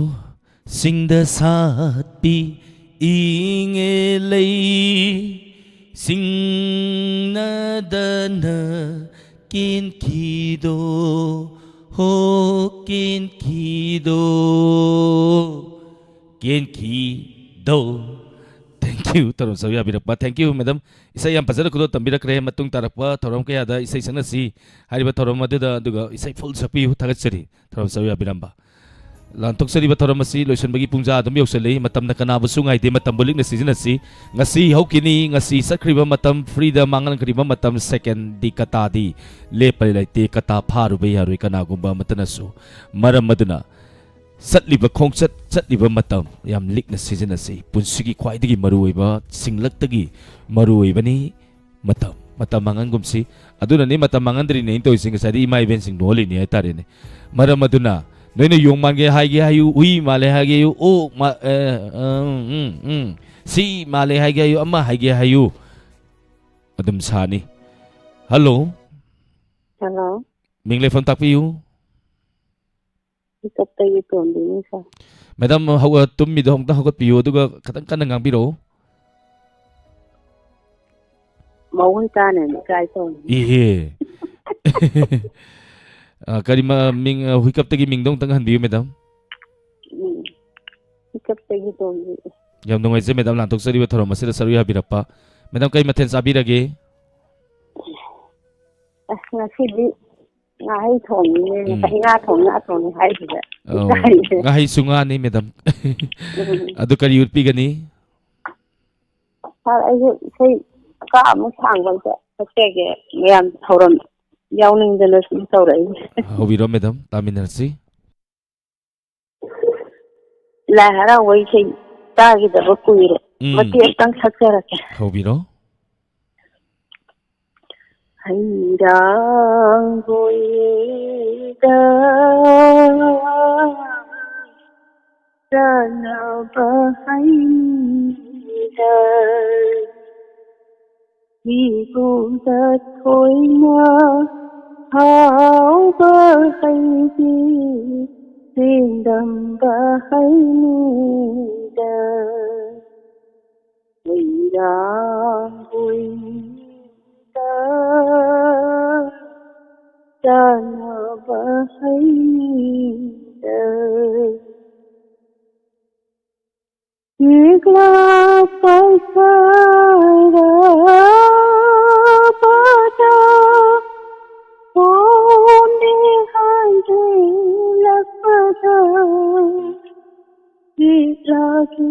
kai dong kang kang dabaya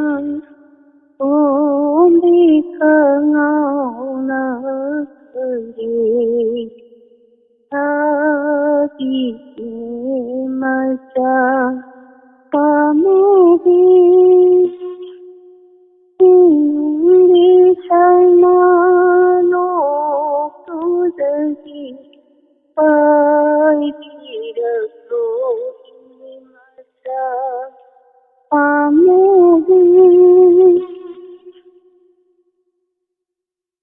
ꯂꯣꯏꯁꯤꯟꯈ꯭ꯔꯒꯦ Thank you, madam. Lantok sariba thorom asida saru habirappa thorom asu mapung phan biramba thachari.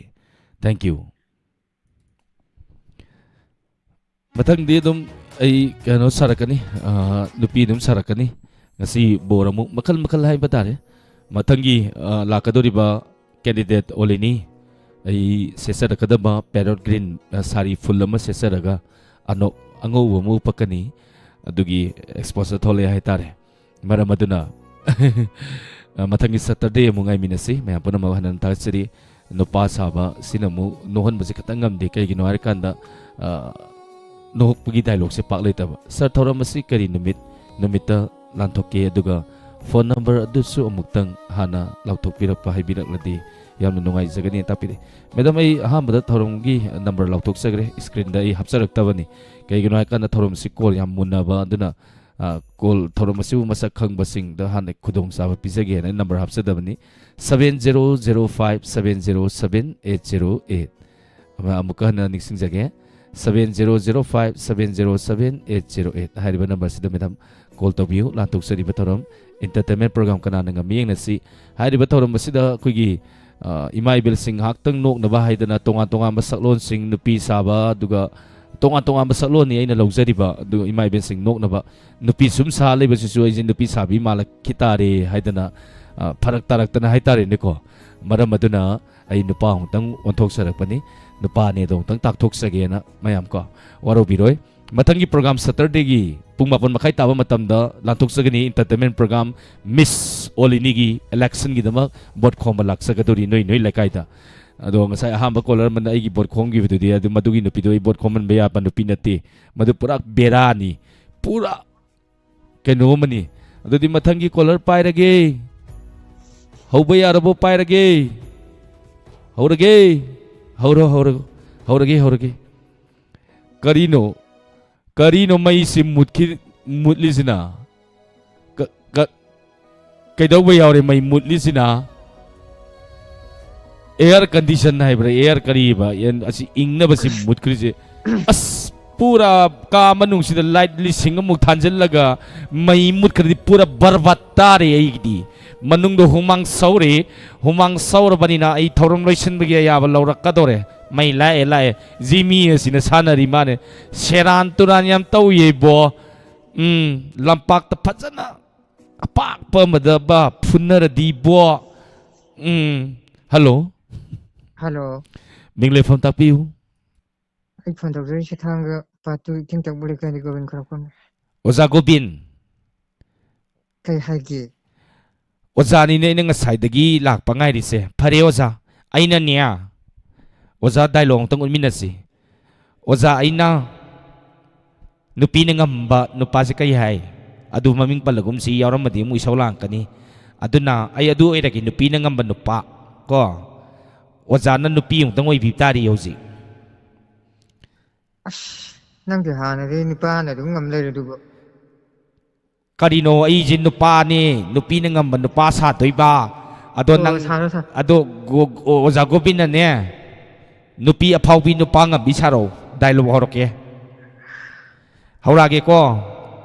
tawbagi de nupi saben nupi gi makhon sabji haite ne nang go nupi mandra junien nupa on thokram ni nupa ngam nupi di nupa on thoidana nupa khonjen dum ngango ai dialog nga ke taw akoni yung tang wari sanasi ai je borni asina ai gi nupi ni phone pai rei sina itei na wari nu sana ke noi nana jin do taning dra ngata melo taning ga na tholo na ya ki galo sanai bi ma waka hoi pak nok tra ma pi ta kai nok re barje sori takil sambam bo ibem saning thawam na ning thawjam na kari no gai na khali ai dai lo haura ge ko oi le ba yeng ta re na yadram ni na ngam na ba kana na ngam mi te yang that na ra si ko phare ngamjadri tum hogolak padagi koli wairam si seng bata khwang gai si loi nare sida nupi ne na tawri sina masida kanu himala dana torbot khaidok ki bai tang khai to himala da sofa sida phamma mana sa thakna leire aina nupi manupa moi bagi koli wairam seng dana phi chu dana chak thong dana loire aduga ni mana sida nok dana pham le mi si yungu ne ngamjadri haima kai no de show da nang du bo नत्ते नंगना E लौबा ngamne लौरे अदुगा मतें खरा पांगबसिदा सुयाम निसौ लांगदि कमाय yum पानमिना दुनु बतौरिसिबो करीनो करी नुपानु खंगदि मिसिबो करीनो नुपी नोगी न थौना त्रसिबो वाइ सिबो वाइ तैबसिबो नुपा ओइबा अखोइदा लुहोंबा कुइजेद्रिबि अखोइदा कोनबु फेंगलिने करीगिनो नंग नै कोन पंपिन फेंगलिसिबो मसि नुपीसिबो EMI Pima अदु तबु तौगे दना नंग नुपी थिरि नत्रो नुपी दु थिरदि ngamna बतौ ताबदि कैनो ओइमा अने नुपी थीरग नुंगाइने ने इमा नंगने मोम नोखिबदो हौजिकति नुंगाइरमनी अने कोनजु फेंगे फीजु सुरेदना नुंगाइरो नुपी माना सिद सोफा सिद तलक अमा उमजलेरग फम्मगा ने अइबु चा लोलेबा इसे अइ कैनोम तोरकदोरे अइ इपाई होरकदोरे नुपी नंग वा हागे ताव मुन्ना ताव तारी अखोई इमुंग मनुंगदने नुपी इथंतनि यावरिबा इथंता को इथंति यावबनिने इमा इपानने थबक सु सोलक्तेबा अदुनने आइबु नुंगाइना थंबिगदब मी थिबदने नंगसे आइनने थारगा लौरिबा असि तबनगे खलगा लौरिबा ngamdre kedo bai koirino ai laurino is kaino kaido wi laurino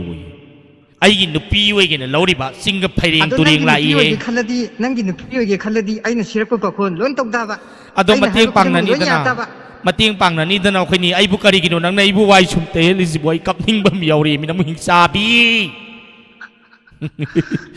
thank you ngatang mukhana thokre makha tarak pasido jagobin kari utpi gani utpi ro ondo kone saro len do thabagi de aduni ta mi kai nung khalam ni ba khaning khanjan nu kai no my darling ado yang sunungai ngasi je amukta ai gi punsi da mukta chu thengnadri ba hai tare ai dialog to bisi kya sa hai jada bane ba yam sengna na kanda ado ise amukak tang khudol tam jarange ngasi gi oina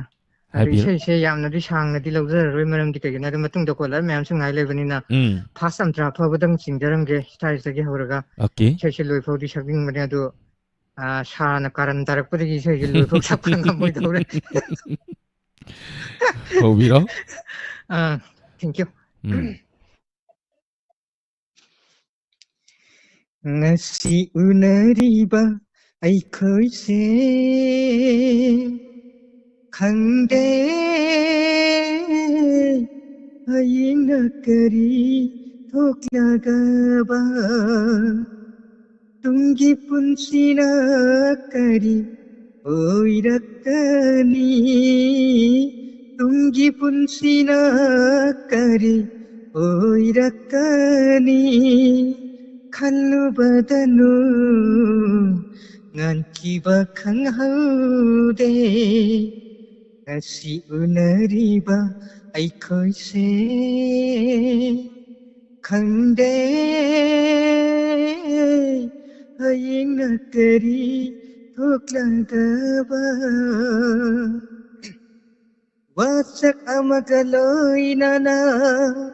laki tai bangda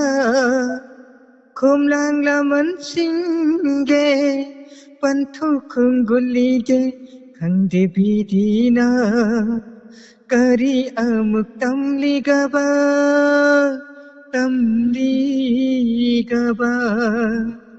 ningjaba kaya se pangbangam drinai taki dara nungsira thawai mana ngasi unariba ai khoi se khangde ai ngakari thoklagaba ai ngakari thoklagaba thank you Jagobin lantok sari batharom asida saruya biraktana tharom asu mapung pan biramba thank you thakasari lantok sari batharom asigi makha satha jarapa mathangi caller aroiba caller lokutsage amadi loirakpada isal nirubema amadi aigi childhood friend Meenakshi anida didike tawbi sai makudol tamjirake aroiba caller ni lantok sari ba entertainment program kana nangami yengnasi hello hello Ming lefam takpiyu madam. Sarang pamayalak ka dagi konsam Parmeswari Laima. Madam kai chatau lagi dom pingbiri du bo. Ngat sai horak patay ngai bani buko. Ado sumpang bang dawa wahong radio se yang kui na punsi kini yang kiu lengi. Ke kiu yam lengi hai ro. Kiu yam la ye ba mi yam sil le ba. Adas pra traffic jam ni oi le si madam. Ado madam yam nungai jai lanthok seri bataro masira saru ya birappa kari mathen sabi rage. Ako'y nga si saway ama irole yerum am tan laure. Yerum ama tan haure. Ado saway amaga yam hawa mathel ni. Ado lanthok seri bataro masigi aroi ba color ni kari utpi gani madam. Ay di isa yam saksa getaw ba. Hobiro madam. Hay di lai sami magi mayeng ni. Hobiro si. Hamoy gi mami di mai thong da tabani. Mai thong ola badi thamoy ole haina khini aibu amuktang kauramu kauningdraba nasinna aibu amuktang kauramu kauningdraba nasinna karam lili hanglamu karam lili hanglamu Marupoi bay hauna sa Marupoi bay hauna sa Aibu amuktang kauramu kauningdraba nasinna Asok pathamoy puduna hanki badi sumbara Asok pathamoy puduna hanki badi sumbara Hangoiri haiba utuna satki badi sumbara satki badi sumbara satki badi sumbara satki badi sumbara satki badi sumbara tai bang leirang karino kin ki bana masinni Kin ki bana masinni aibu amuktang kauramu kauningdraba nasinna Laingoy da khongul takiba nung masoyroi mutkini Laingoy da khongul takiba nung masoyroi mutkini Thamoy da zaina tungsinba Lingzil hakna kamali Lingzil hakna kamali Lingzil hakna kamali Punsi lairang Thank you madam. Lantok sari bataro masigi aroi ba color oi bidana isai yam phajaba isai makudol tambiraktana thoro masiu mapung phan biramba thachari. Loisalak pasidi sal niru bema live share keno to bibai hai tare 100 duga yagi friend hai tare Minakshi ani da dedicate tawjage duga Facebook ta leibiri ba madi tonga tonga platform singda tabiri ba madi miyeng tabiri ba singda dedicate tawjari taminasi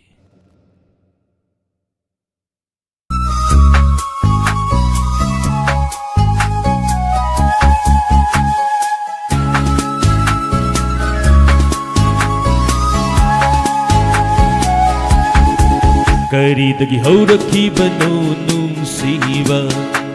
Lamlan binangguru raga Pothafam khangdri aigi wakhal Karidagi hauraki bano nungsiba Lamlan binangguru raga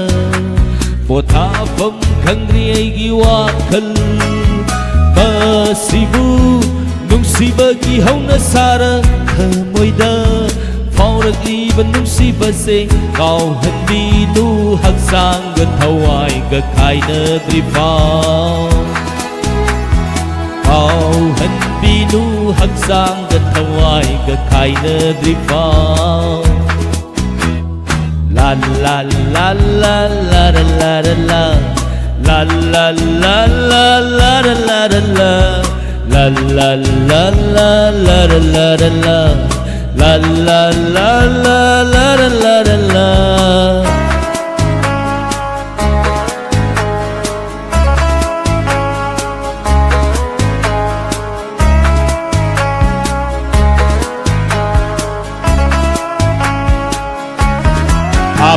mangan gi puning huraba samadagi bini nangi menglaba mai tho tokin inung sira bakon zen samadai su heli koi thum daraba nangi wanga ho ho ho ho ho ho ho ho ho ho habal mangan gi puning huraba samadagi bini nangi menglaba mai tho tokin ginung sira bakon zen samadai su helibi koi thum naraba nangi wanga ho thamoy karam na potha sige nang gunung siruba aigi manglan se ho thamoy karam na potha sige nang gunung siruba aigi manglan se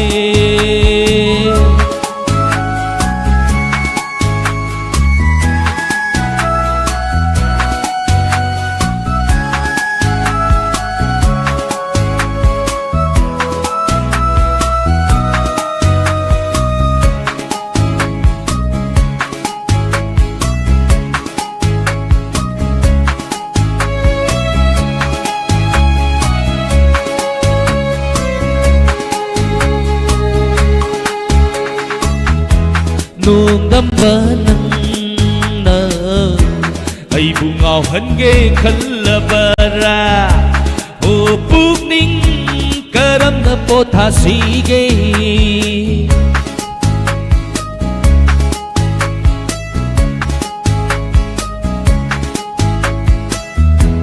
nung đâm vỡ nâng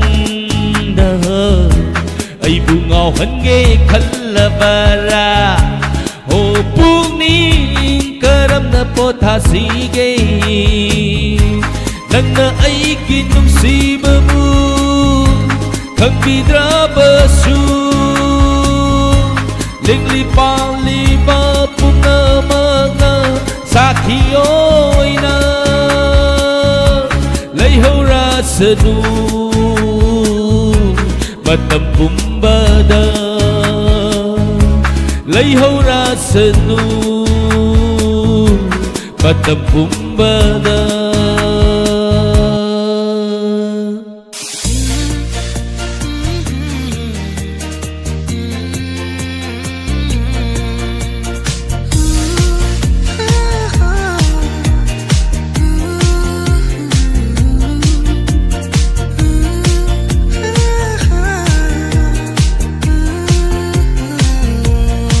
em đã sốc gì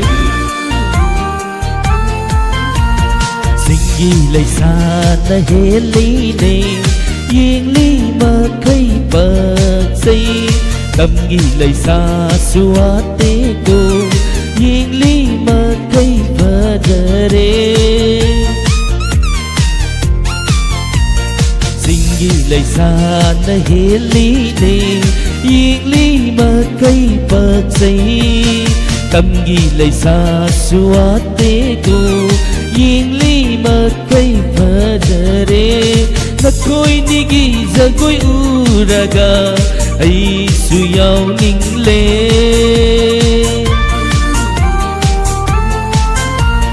na koi ni gi za koi lata hay ta manja ai su inariye nangi khong thangina nu jana tung tan thanaina na koi nigi jagoi lata hay ta manja ai su inariye nangi khong thangina nu jana tung tan thanaina. Thank you. Ngatang lang thom mani da inspector tay ano butang kag mayam pung tara ni toy makai sapsana mayam dalan tok sage mayam puna tamin si akoi sir Delhi da sakre duga soidangam da boy sanu isorgi thaujal tagi loina na sir sakra ga ju hayeng judum inspector tay ano butang kag ano ba ngasigi makha dum hayeng pungja pungtari tara gani thoi makai da mayam da dum lantok sagani adu ngasi su inspector te ngai biu ngasi dagi akhoi late night story gi mota akhoi gi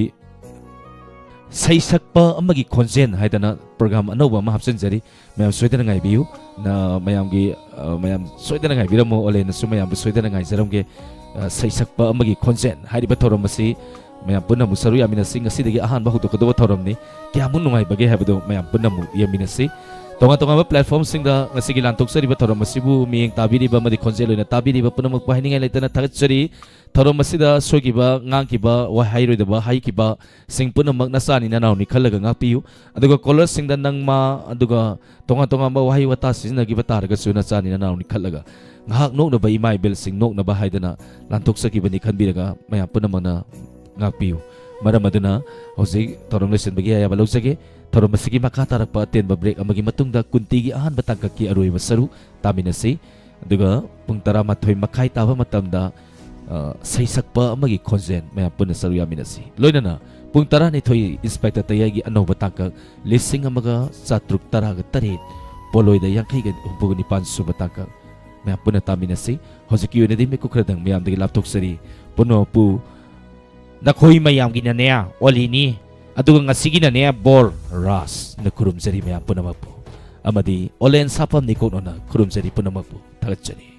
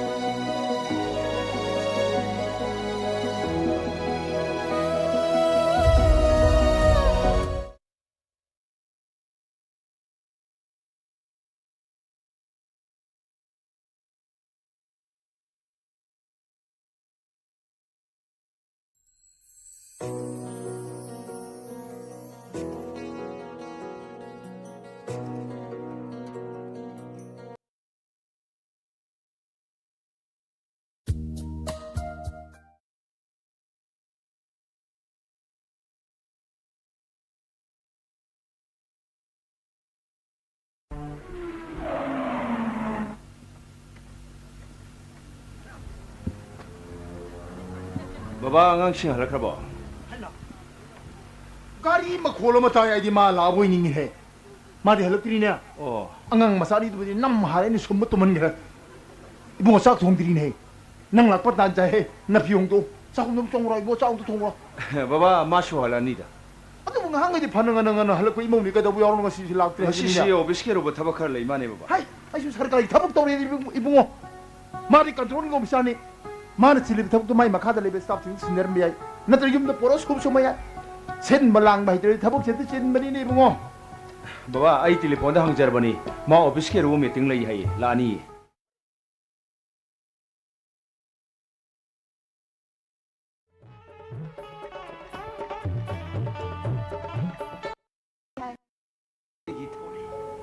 Howsik te ta bu da bai thogi maram da nango da gi wa hai amta so. Wa ta amta soi ta ba.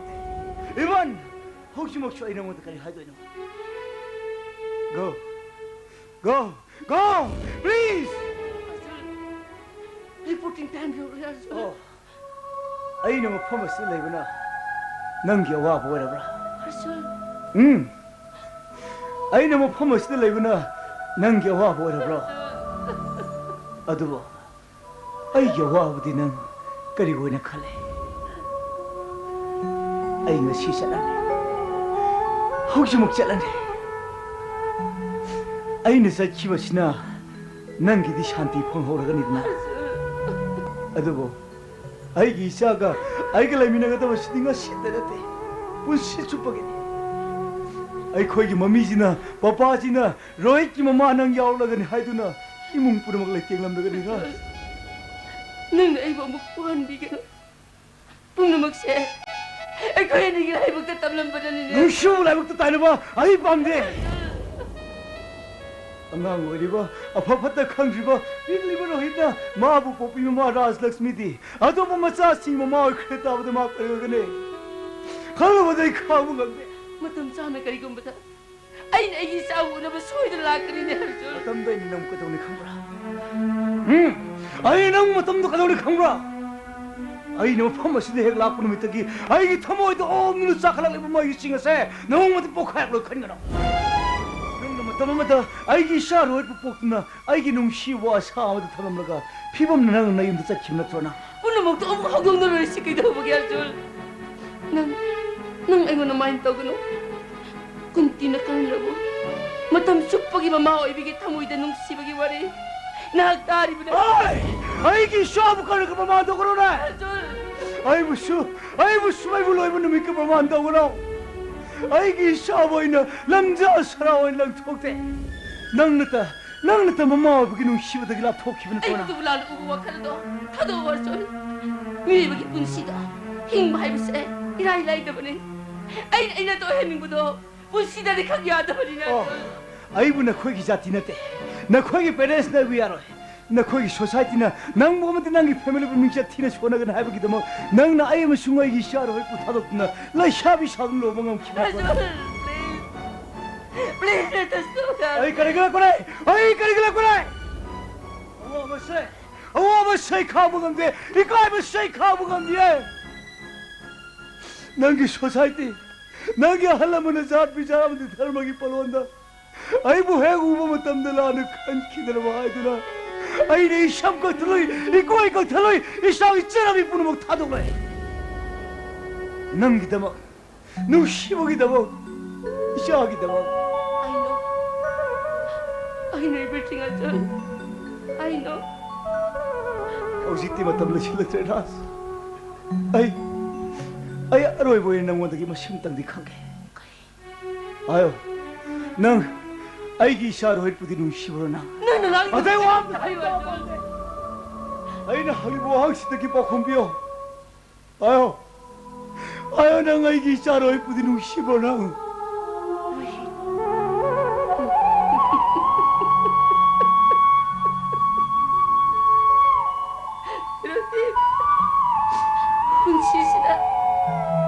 분시시다 하는 방식이 매지 않지고 아이는 가리기다 방정치를 이들이고 놔줘 양 비트리에시다 그런 맘만 말하면 잡으러 기다 뭐 여러 개다 개네 안줘 아두데 하여 로이키 뭐 빠이부디 나는 까리 오이나 칼레 아이부디 나는 누시보 감들고 까리기로 로이키 뭐 빠이부디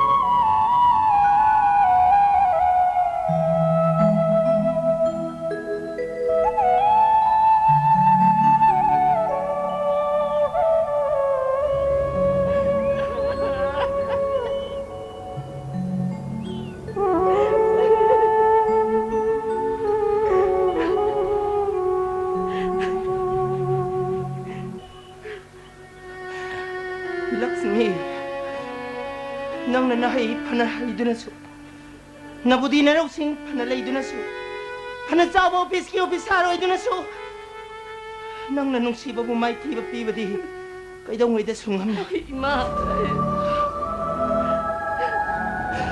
이붕어 낭 이마부 가로간 yung ay sa Laksmi mapuroy ba madi matsale rebini yung gimawa mo ina imong manong gibahal po na makoktak tatangat to na pura bini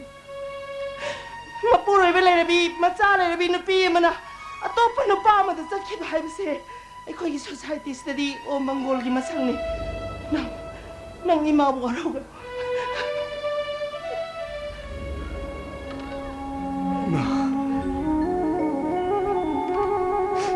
मचानी वालों भी वो freedom Mohan भी दबदगी मपुकनी गिवा मनिंग तना हाइदो पुंगम खिदबी राज बोई न वारों दी मा आई न बु वारों दी रा पेन न कंट्रोवर्सी से आई सोक तो पामे इमा माँ की नुपीने मचाले नुपीने इमा लक्ष्मी बॉय ने पूजना चलन भी इमा मशाई की रिक्वेस्ट ने माँ वो पूजना चलन भी इमा नकोई नहीं मरी दियारोन मरी मधु मंगलाई की चाचे चनबी में मखादा ममा इन्हें लेशाबी इन्हें लोहोंगी बनी मचा आई बस है ममा मप्पा आई बस है गिलिंग द्रबल लन्नी मधु मंगला सेन चंगना मिया ममांग दी जल लाइने हिंगना बगी दमक मिरम द थादुन मही तमली मखोई न मही तमगी न मादा मचा लेनु नबा इरांग तरुन नबा अखोई न खोई बु नहीं तम थाबा नते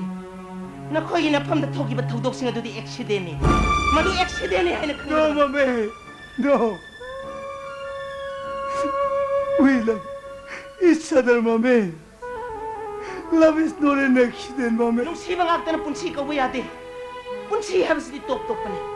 चनबी धर्म फिदम हिंग मगी महाव पुना मंगना पुंसी बुलाई तेंगा दबनी control ngam da puning gi hul khang na joy to budu natti ai khang asoi ba ran ba madi lai mama ma pa oi ba khudi mangna macha singu phani ngan madagi min na khong na yobangam da mafam da thaduna mahi tamali macha na kaidawri kari wakhan khali kari lam sa cha chali kari puksel hong ne abdudi mama ma pa oi ba khudi mangna khak yeng silu bangam de ngasiagi chanu pino oiram ni phibam basi leiba ka si karam mi oi sin khangna na kana na thaja ga dawri 도시 마 kari to kari 도시 masi puna manang sol tawri hai khibada kari ngam de ngasidi mama ina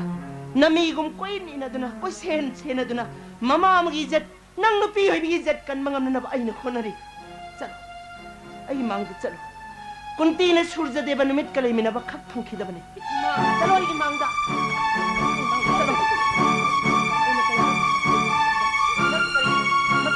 please mame wa ma khada no ma puroi ba lere ma cha lere na aina khajana hari ngai se yam lem na nang so no pa moi na nari pak tan ko kari gum ba wa ma kha mo na taradi among na taradi nang ya poi roi khang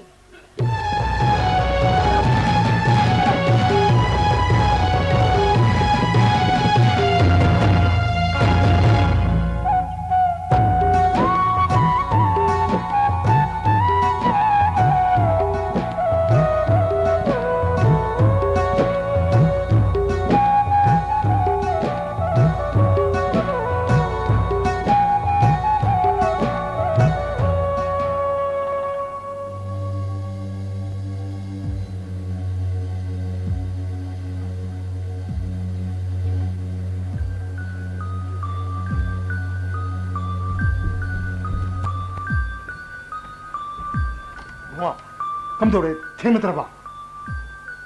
थेंग दे बाबा थेंग नत्र होय नंग मयम चलुब्रा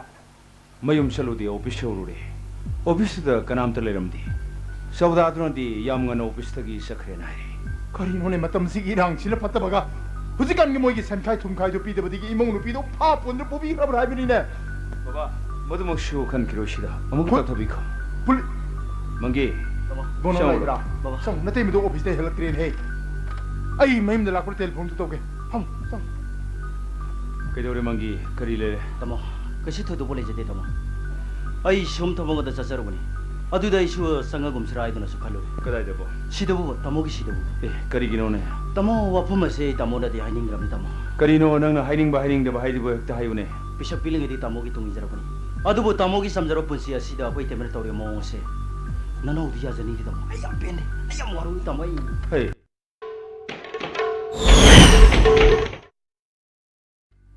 नोई तेम सुलानी ने Malaga पुन वारी सार लोरे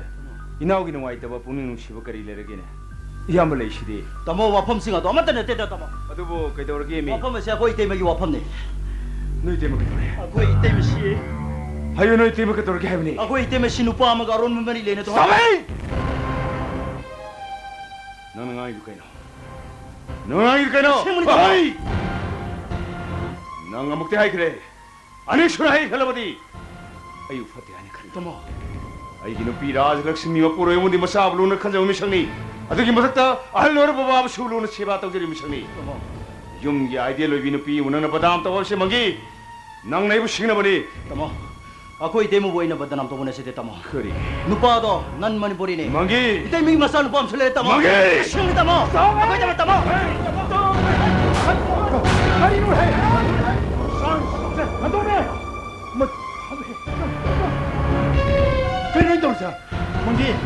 넌 다모는 거다. 알아. 쇼가요. 쇼가요. 아이 망기가 거. 미시바야보. 미시바야보. 임포시블. 어이 적당하네. 이기는 비라스 럭스미 먹나보. 난 많이 뿌리에 먹어. No. No. No. Impossible. Mangi dengon도 오이더부터 먹던 안기만 하이데. 망기네 dengon도 오이더부터 먹던 안기들이 바이 하우샤바 까이르 마고 티로.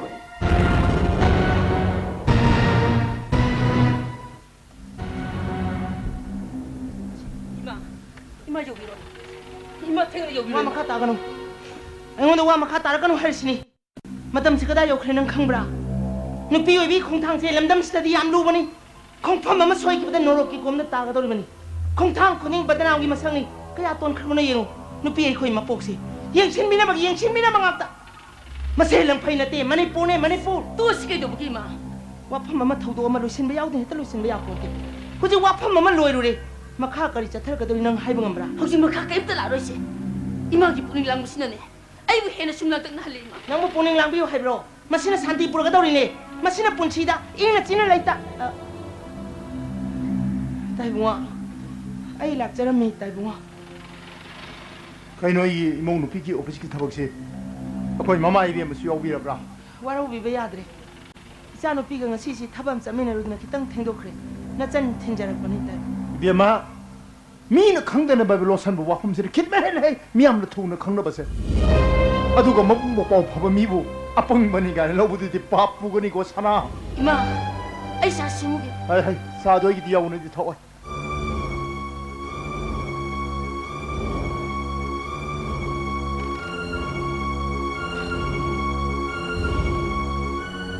ताइबुआ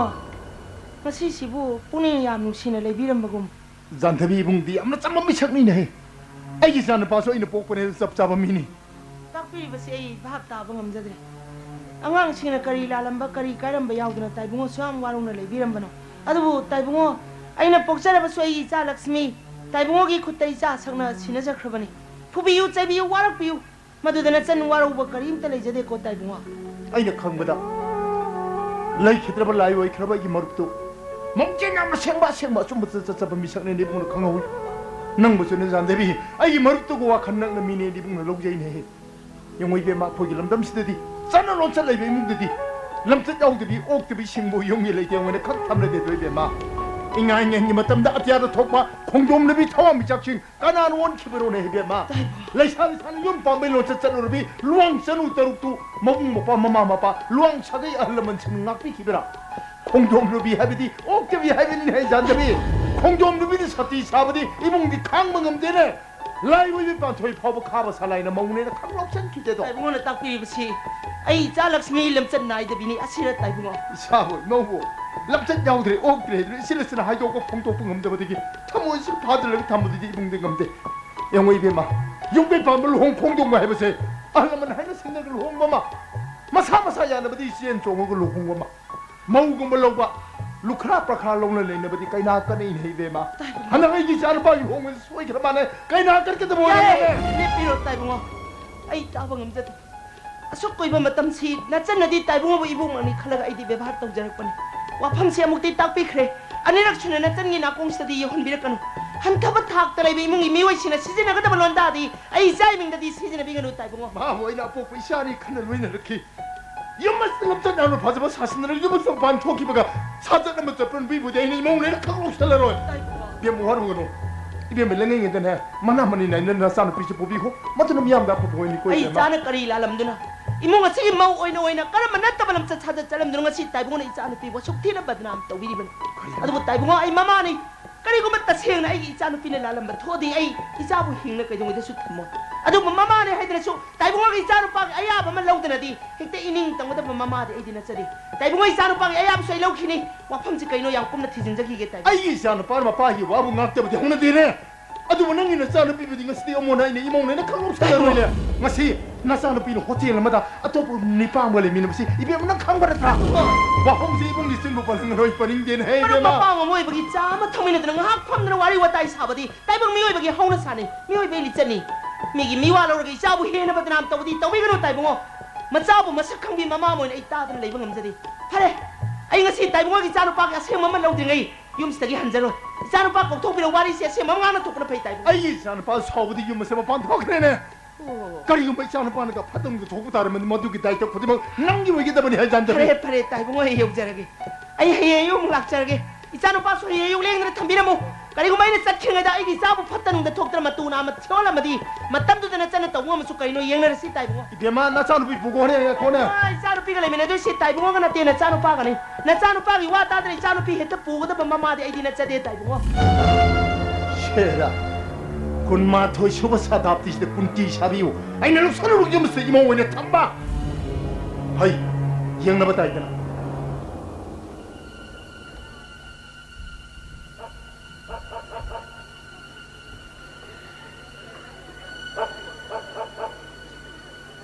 한디 할라크라마네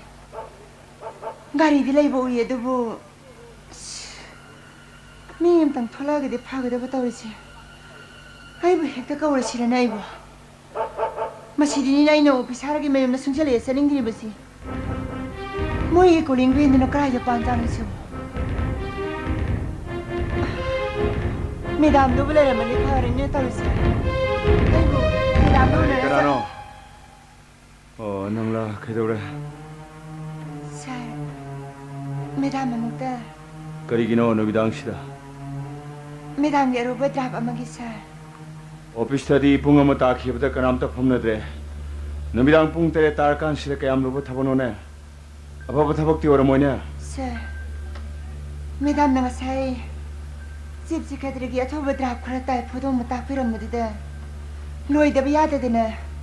메당이 소이슬로라가 하양 파사와르 시가드레 여우데브 야데드네 살 게테 레우시부 까나노 아이기 우파니 살 노파오르가 까리기 샹미너트리바 나코이 누피 오이비 싱세 앙악보니 아시엠무니 살 아이기 우파니 아이 걱신지르게 살 야링아이코 아이 너모도 와암다 딱비우 살 너희 메담과 시 오피스타기 뿡기하다 한키 아이 낭이 신앙 온다니 살 메담 나가 사이 디디 셈마 야마마 떠비라마 마tung 헤라오네 바 뿡 어흠 카레라바 마tung 네 메담 타밤나 야두나 아좀 사크레 에이 쌉싸바 마tam니 강제 오드레 살 아이 낭이 온다 고이데 붕앙이 까리기노 너희 시간을 컴라 Just 11 am she left office 나트라 나랑디 ngaramdi ai office ka No, nang office kai. Ay nang yete na sa ingay bani. Office na nang natrama gi maram da khanga da use kanam tlite because nang magi stenoni peni. Ay nang liwang si pa ko masumag da khungu da bani. Noi no pi masene na kangkan na ro. Natraga nang sumagi phata phathok tru yauro biro. Ayo.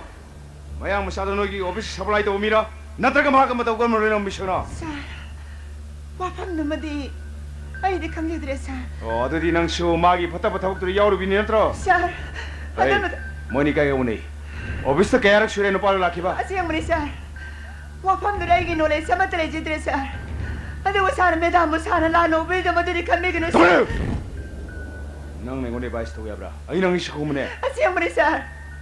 아이 메다 무시스레 디아마디 베강데. 메다 마도 라노 베기노사.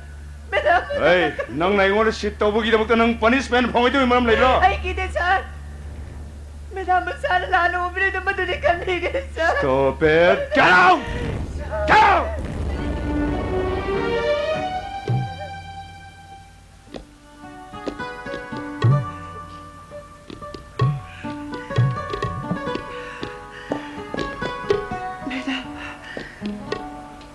Madam tak pira madulu sindire. Soalnya muda. Laris lo. Langi silang ni. Nung jauh orang mana? Wah, di meda. Wah, suara paling singse. Nung hengan ni hulu ko. Pani meda. Ay nang isi do timari jana ni. ai gan to bilage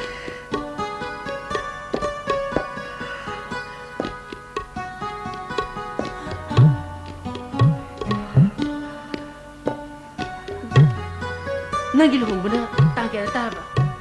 Madam, ay magkahawin mati. Ay, sibo. Alaman sina. Numit na madrimane. Nang sa kangin din ko, napadang pa ba ni? Forget oy sa siya, wala ba yung kundo ni? Di pa magkala jam yak kami. Promotion may kajara nita. 팜기 दरकार लेती मियोई बैको न तानरी बसे पुक्षेन सेंग महाई बदो मधु खप्तने Surut to mo. Nalo, nagsakayas.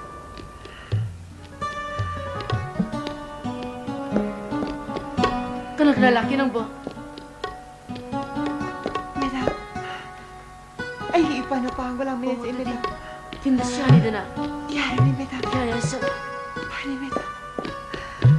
Sir. Surut to mo. Tagpahagwira pa. 나이톰 힝가더러버 본시시다 마시나 마땡 빵한가더러버네 시드게 헨바 요쇼 탈락바야이 요드게 헨바 니샤 깨야 마쇼 아이게 머르 꼴바야이 마시리 본시나리 가 따락바이마도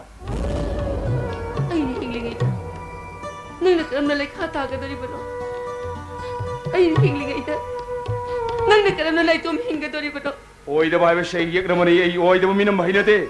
낭 나이고는 남탁 돌아가 낭 누와이 방이 부스까리노 아이 낭 못하더리 Kari, 와항들이 낭나 사나 똠탕죠 karam mo wahang. 마시 로 이와레 바시 낭 까리리 로 이브나 하브르 낭나 사나 캉브라 납다가 캉나 캉신나다브라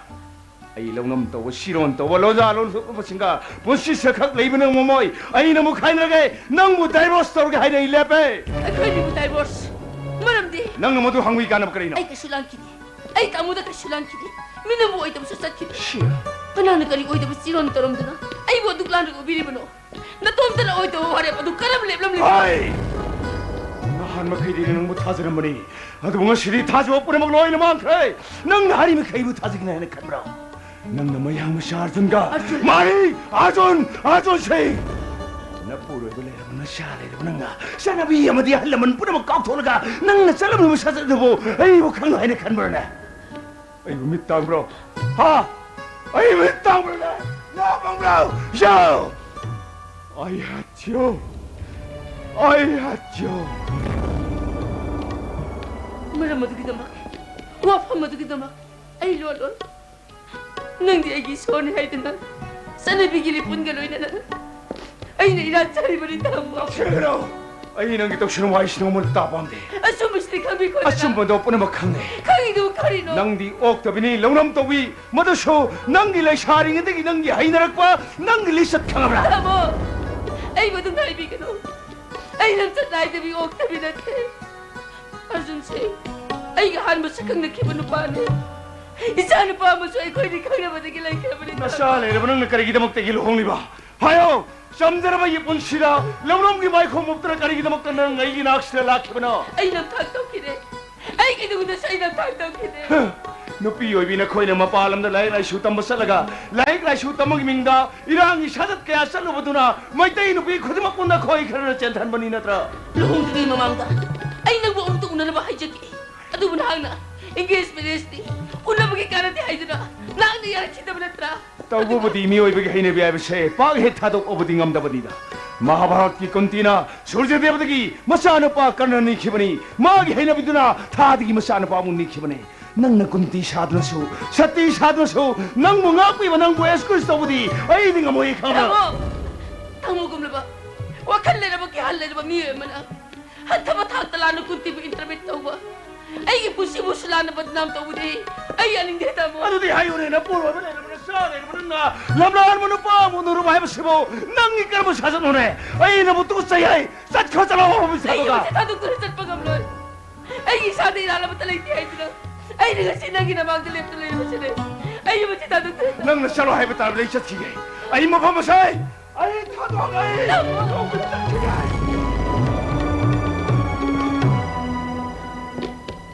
mama आई ने हिगली गई था आई की शादी बुदे mama mapari de ki kak to kaya loi tamo ai bu nupi ni hai duna tam de tu chung ma wai kaya duna ai bu hanna wa pi bi gnu tamo bunshishida nupa mo ni na sakit na masapura mo ngasi di loy na kai ai hing ma phawi nang mo pidam na phamoy bi yung gi mau hai ba do oi bi hai ba do nang na sabo mo tang khalo nang nei ngonda di yung na hai bangam li ba tun de ai gi di khang bangam ba gi pangkal lai ram gani khan ka ai khoi ni gi hong bu gi hinga de ta ai khoi ni gi anok ba pun si ma hog dring ai da aseng ba se ai no mor khagan ni ke ai gi pun si gi success hog da ba gi angang ma gi mama oi ri bi ni hai da adu na hakti pass bo hok ki bu neglect tawai de ai sunat na ai gi hok ki bu si gi dot ko thi du na ai gi pun si bu nang gi pun si de ke to khai ta lo ai du wa chak tu dai bi ki ba ta adu ri hok ki bu pass bu nang na kari gi da mak unurei madu mo nang gi na ra re ha bi staki lai te ha do nang khop hom li tu kai sakado ri ke ai bang me ne ai ba ba ne yo pun si da han bu phong ke be cha tu na mama ai bu na balang laga ai ni karam na hing cha bi ba gum na ai di sa go khal gi dubak chat bane arjun di pusi si magi mari sam na khedra bane ta mo lu tu na sa ba sang pala ku na ai di arjun bu na chat ki bane te isan pa rohit bu na bane rohit ka bane mata so nang mi chat ka da bu kan na ba ai mi chat ki da ma lu si ka be cha du ko ai na ta mo bu ki mari ta da na bane ta mo nang nei gi tai bang pan bane nang nei gi sore khane hing jari bi ai bu ai gi hoki ba pusi ke ku phama ma gi soi ba gi da bang nang nei bu pusi chu bu gi thok na hai ba se na gi da phama tham le ba ai gi tan ma gi mai ok da ne ai ta ki ai nang hai ba in ki ke adu ai bi sa ki ba ta ba ne dai bang pal ba gi ba phama ma ta da ne te ta mo mama ai gi marom gi da ba nuk si kha bai sa ne se bu de marai ba thien bi ka ai gi nung shi bai sha sing Rajlakshmi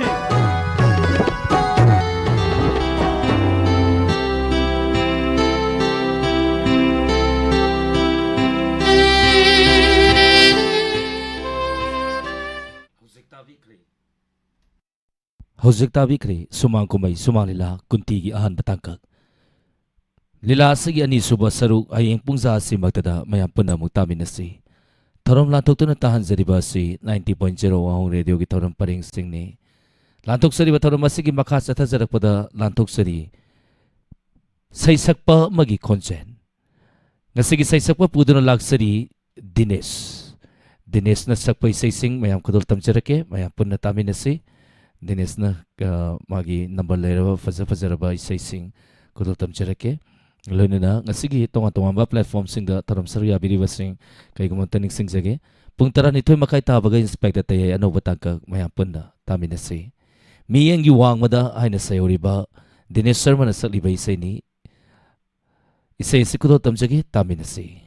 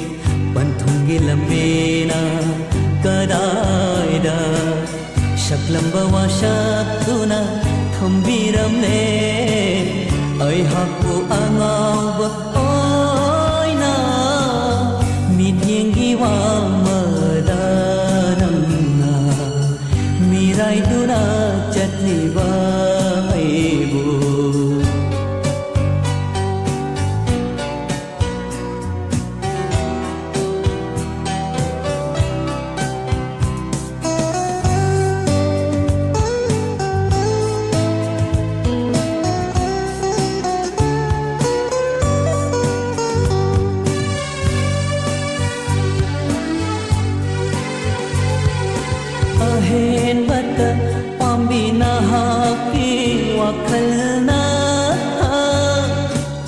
Shaklamba washakpo kauptuna Yaipabakanagi magada Leluroko yaipabe oina Ahen bata pambina haki wakalna Shaklamba washakpo kauptuna Yaipabakanagi magada Leluroko yaipabe oina Lenja hoge aigi punsidi kaina bagi mai chakse khangduna Lenja hoge aigi punsidi kaina bagi mai chakse khangduna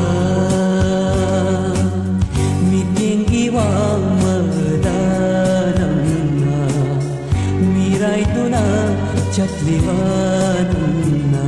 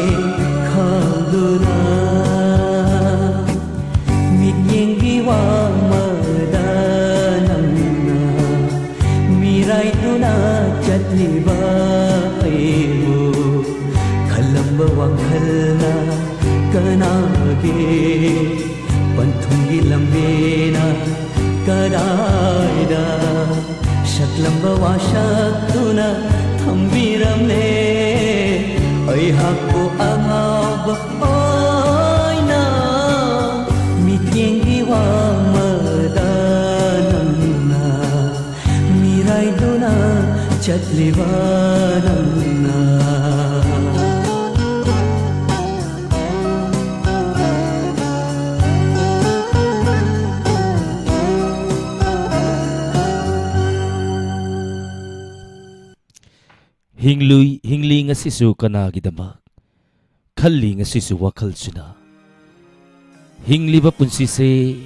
nung sibagidamag tani ay na sayo riba Dinesh Sharma na saklibay sa ni Kudol tamchani tami na si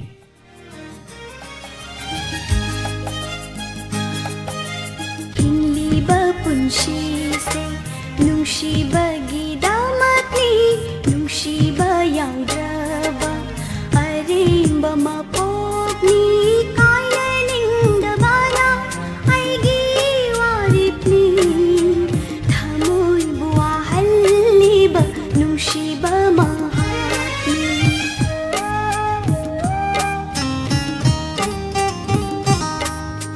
Hingli ba punsi se nung shiba gidamat ni nung shiba yaw graba aring ba mapok ni Kaina ning dabana ay giwarip ni Thamoy buwahal ni ba nung ꯅꯨꯡꯁꯤꯕ ꯃꯍꯥꯛꯅꯤ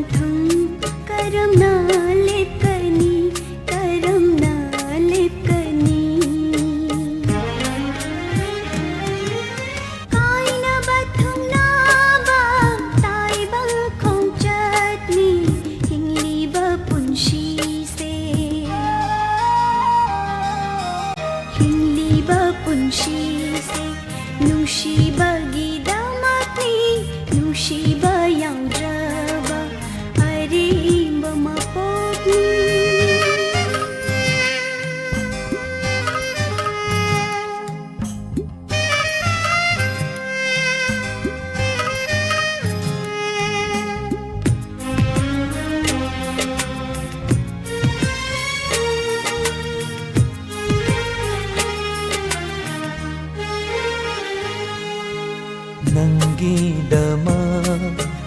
ꯂꯦꯡꯗꯅ ꯂꯩꯔꯤ ꯊꯃꯣꯏ ꯑꯁꯤꯅ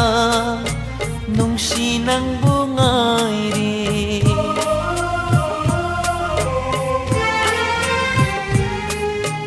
ꯅꯪꯒꯤꯗꯃꯛ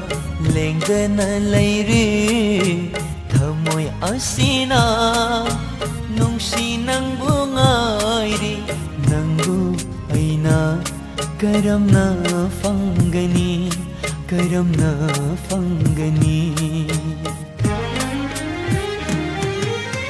are palaitaba punsi khongchatni hingliwa punsi se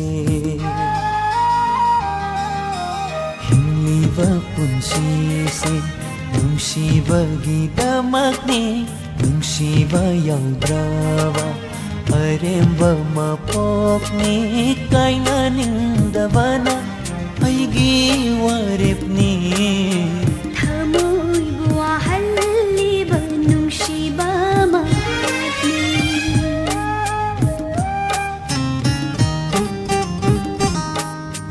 hingliba punsi nungsibagidamakni nungsiba yaudраwa aremba mapokni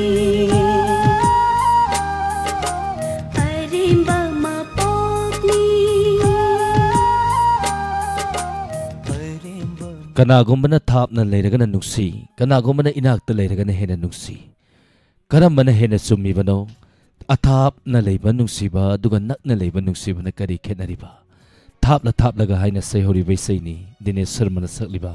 kutol tamchari taminasi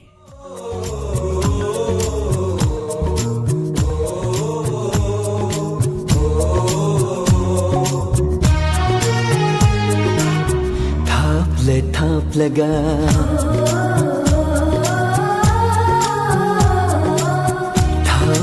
thaplaga nungsiba heli tamlaga ningsingba heli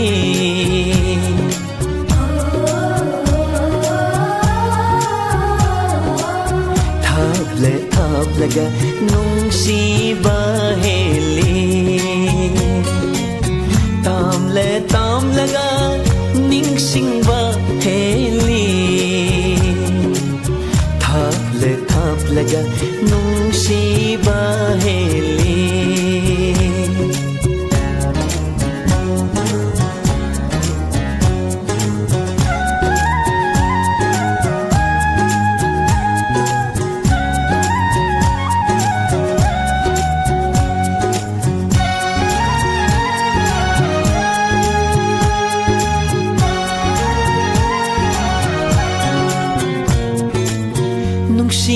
nangi nungsigi langlana punsin bire aibu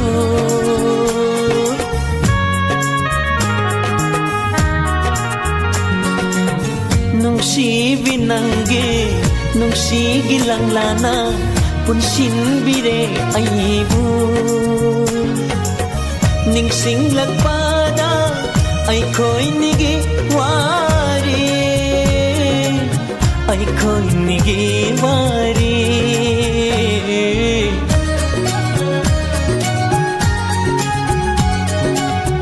ure tangi nungsibi saktam khalli kau bagum nanata aibu thap laga nungsiba heli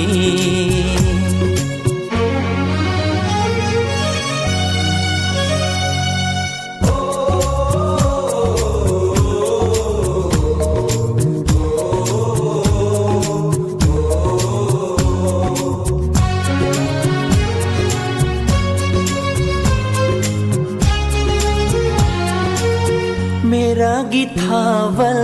Menglavatanil hiyangagi purnima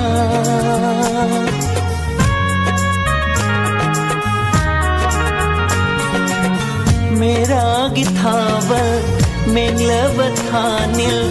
hiyangagi purnima Hende tade na haki shatamna Naha kisatamna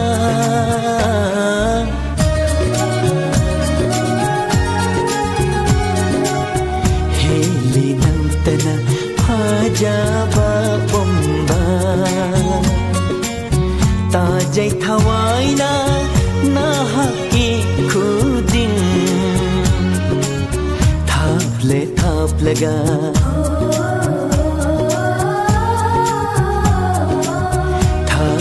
thap laga nungsiba heli tam laga ningsingba heli uri nangi nungsibi saktam heli nantana fajaba pomba Madam Seri Girl ngasidi olena sakiba nangi fazaba maithongse haibai seido mutang thabira un Madam Swami Kumar gi magi turn tar kan dai tare kudol tamchereke ngasigidi seisakpa magi khonjen stream tonga na thasaga dawni dubu ngasi ahambal anthoksa batoram masi mayam sukatang khangau na ba haidana stream se kakcha da bida mayam yami ngai da stream masi makta da thajare warobidana ba haijari Thank you Thangja Manjana Susila Okram. Thank you Taram Sarya Birapa Imai Bemhal Serigran Thachuri Taram Sarya Birapa. Amadi Facebook Live ta leibiriba Meenakshi Sima Ahibam Thachuri Kumam Sanu Tharik Leima Thachuri Taram Sarya Birapa Mioi Taraga Mapan Lengdana Lantuk Suri Bataram Masiri Facebook Live ta leibiba Thachuri Makatarak Paisai Kudol Tamge Tamjage ngasi se wang amudi am soi bai tare ni ko lai se khara pan gum la kum tawi singmi tamai amatani takli bai sai ni singi leirang amagi wari ni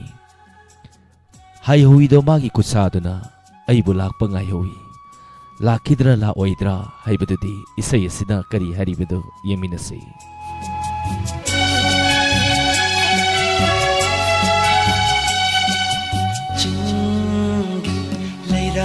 Magi warini loibi jingsang apom da sathobi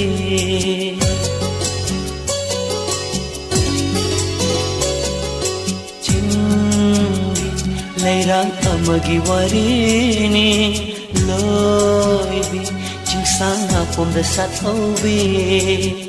thapla jingyagi lau tang sangdoda Thapla jingyagi lau tang sangdoda oi bu ngai howe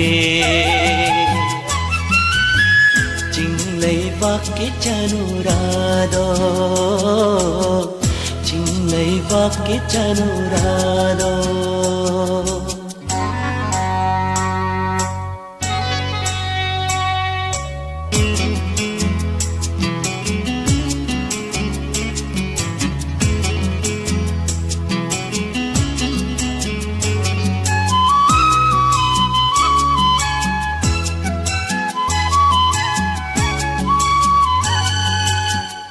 mong phong nở rồi đaba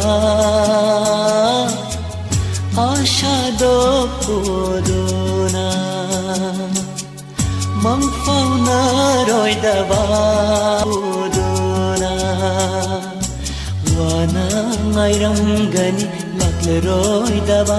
aibu wana ngai ram gani lakle rồi đaba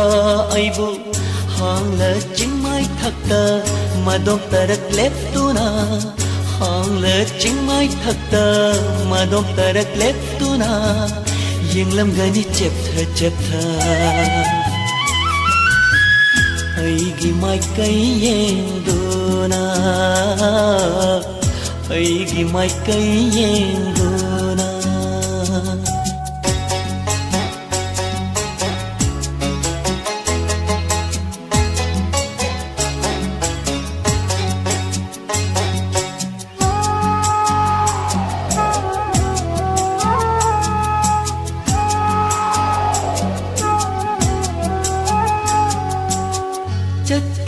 dai gi met gupta chat khinu dikham ngamda chat lam dai gi met gupta chat khinu dikham ngamda piroi na ba mit yeng na ngamda yeng hoba piroi na ba mit yeng na ngamda yeng hoba mít yang quay đây lắm rì phò chinh mai thật ta lép tu na mít yang quay đây lắm rì phò chinh mai thật ta lép tu na vì đây khut cha hay hầu vì đồ vì đây khut cha hay hầu vì đồ vì đây khut cha hay hầu vì đồ chinh lấy răng amagi warini lối đi chinh sáng ôm về sát thâu bi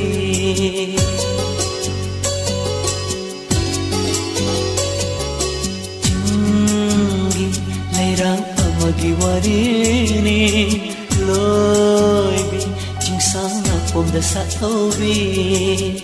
tháp lệ chinh yagi lâu tang sang dura tháp lệ chinh yagi lâu tang sang duda ai bu ngày hầu về chinh lấy vác kít chanurado chinh lấy vác kít chanurado chinh lấy vác kít chanurado chinh lấy vác kít chanurado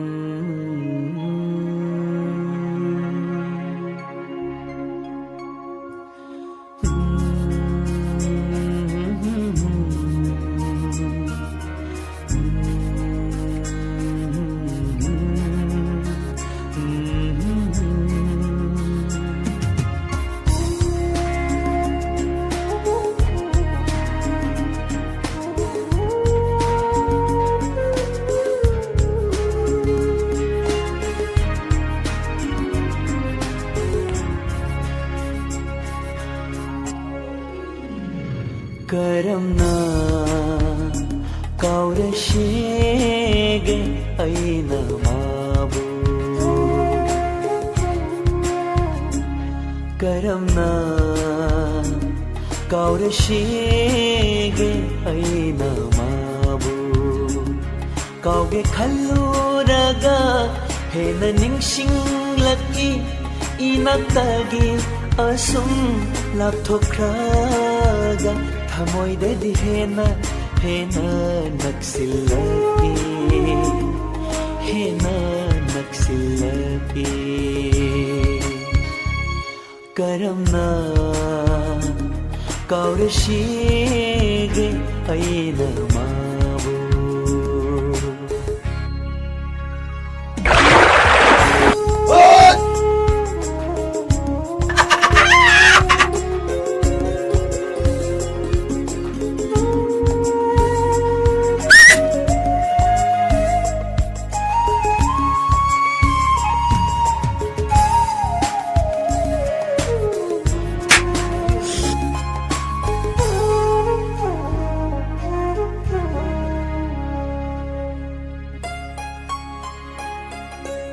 naknaringai matamda hainakiba wahaising tattana tari ngasisu wakhalda naknaringai matamda hainakiba wahaising tattana tari ngasisu wakhalda aina mamonda haikiba kayasu tari daramasu aigumna wakhalda karamna kaurashige aina mabu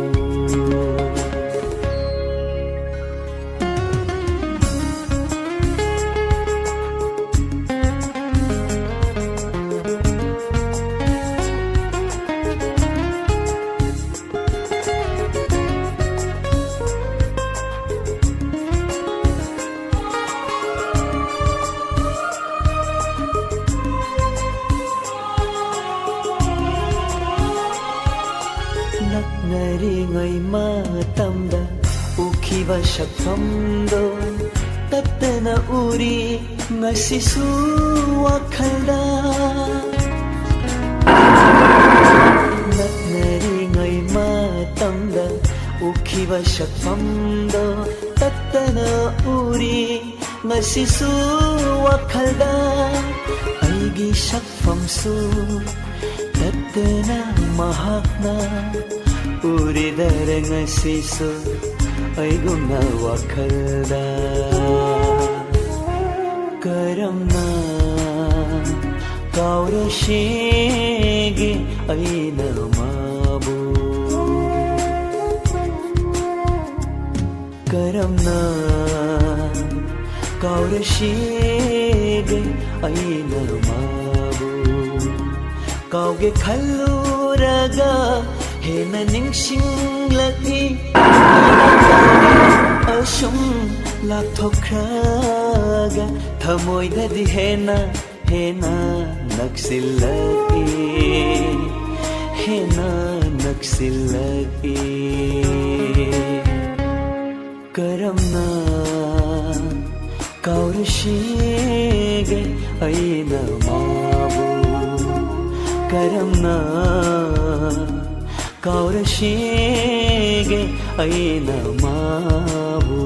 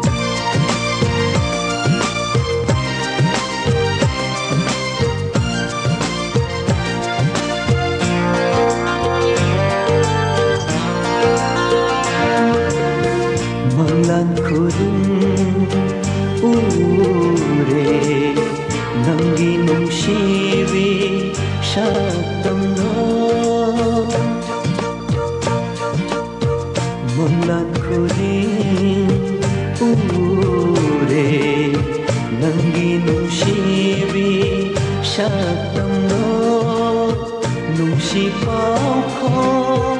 चंदुना मोमोनोका मीनोकना ना मीनोकना मंगलान खुदिंग उरे नंगी नुशीबी शब्दंदो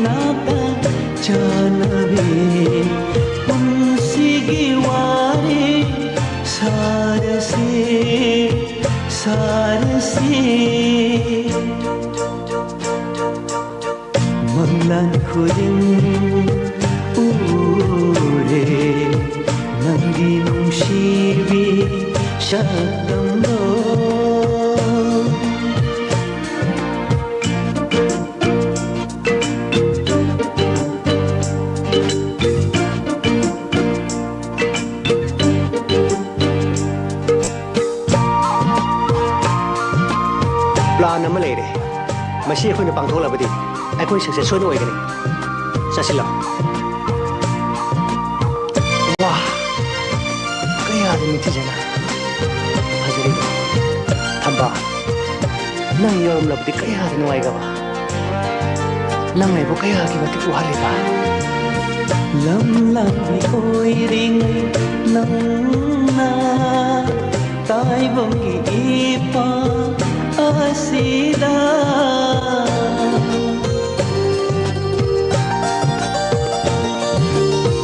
lam lam di oiring nangna tai bongi ipa asida mi ku kudingi sondona thamoi na wana ngai zeri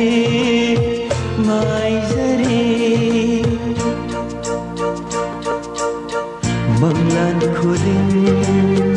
ure nangi nungsibi shatangdo Manglan khuding ure nangi nungsibi shatangdo nungsi pauko chanduna Numunokpa minokna na minokna Manglan khuding ure nangi nungsibi shatangdo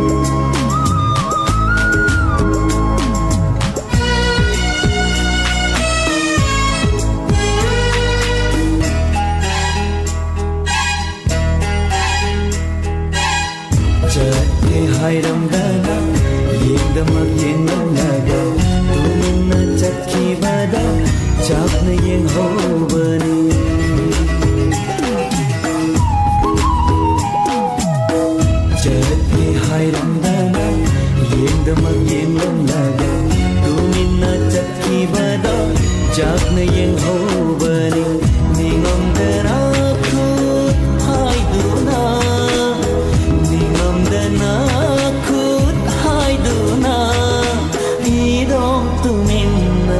लेहौबने चक्के हायरमदना येंगदमक येंगलमलगा तुमिन्ना चक्कीबदा चाकना येंगौबने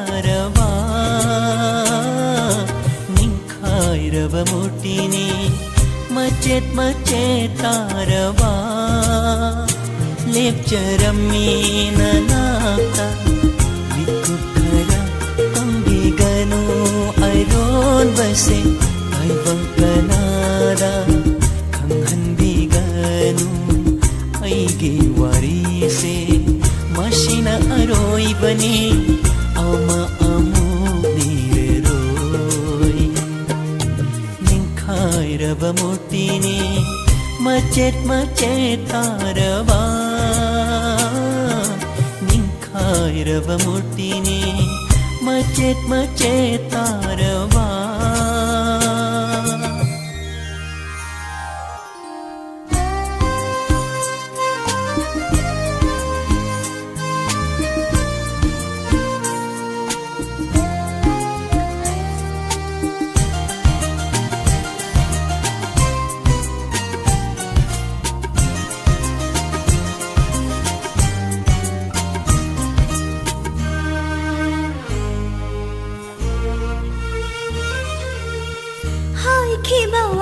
Shindo irali aigi lanki banawa halli lang tat nare aigi thamo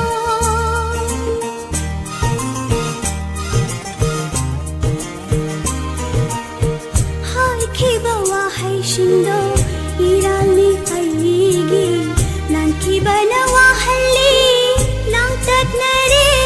aigi thamo Jerubana nata irali aigi Nushiruma thamoina kapchabani lona Nang nalayani tharo gum sachage Paglaba ipagduda sana jage ining tamna Khangbi drava nungshiba ubi drava shatam Lep lên chinh trao gum Apai và lấy chillata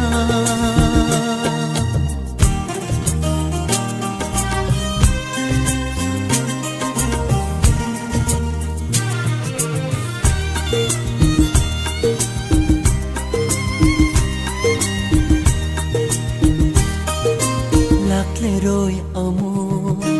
Nangi nanata nang bunong si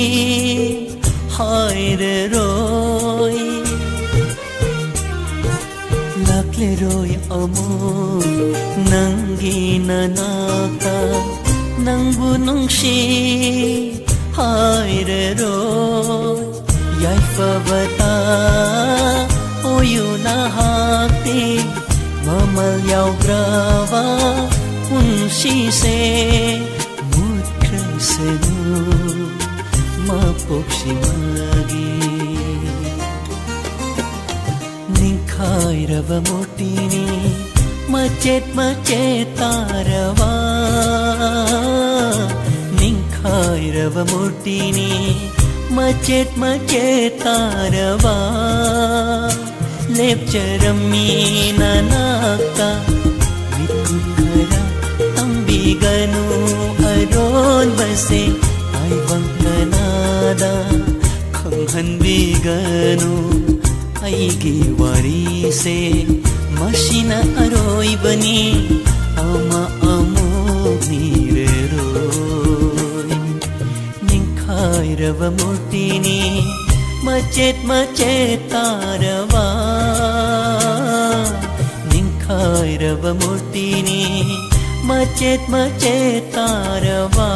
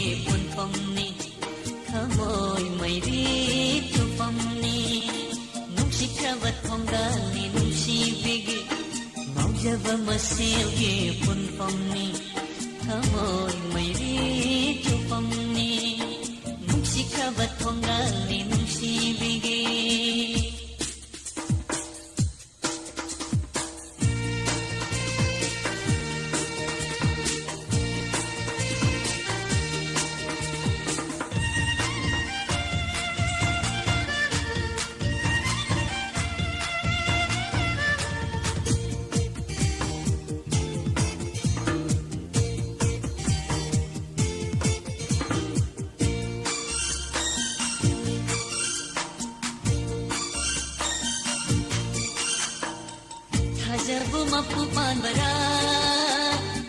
lai nambu shagai khai bara thajabu mapu pan bara lai nambu shagai khai bara lakpalete ma khoi so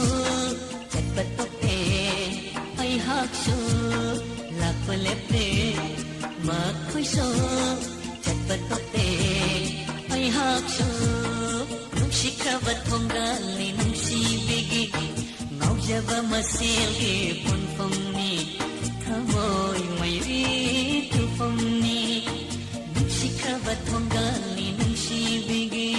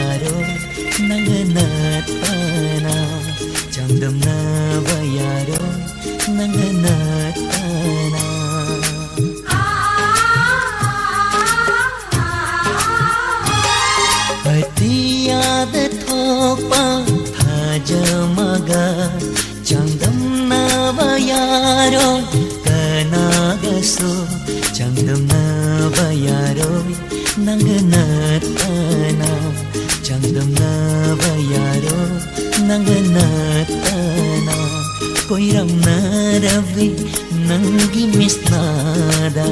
Hongau jeribani mitku kudenggi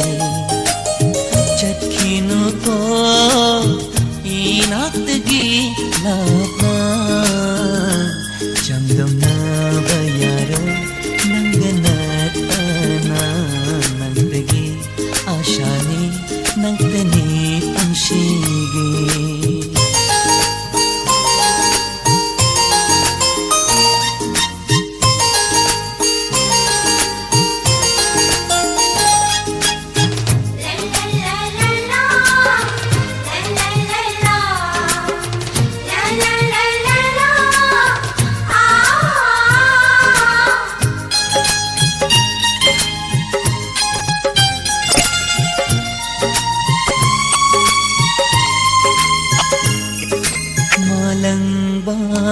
mana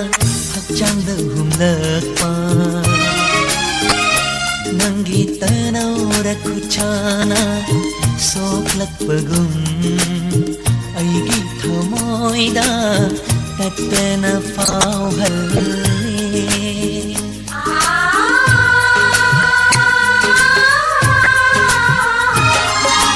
malangba mana hakchangda humlakpa nangi tanaurabi kuchana soklakpagum aigi thamoida tatna fauhalle mahosharane masibu nungsirubagi hayune thamoy karigi asu khoiramhalli chandamna bayaro nanganatana nantage ashani nantani amshige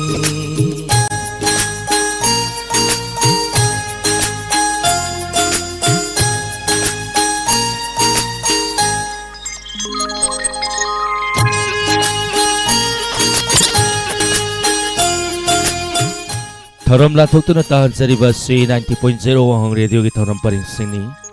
YouTube amadi Facebook ta laibiri singna next page ta inspector tayay ano batakag lising amaga satruk tara katare suba haribat takak asigi damag next page ta lakpiyo thawan lising lising lata dhur batarani kuirabani khanjarak pa aina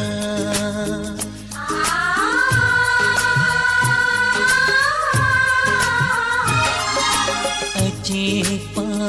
ayinda thokli bathawan thawan lising lata dhur batarani kuirabani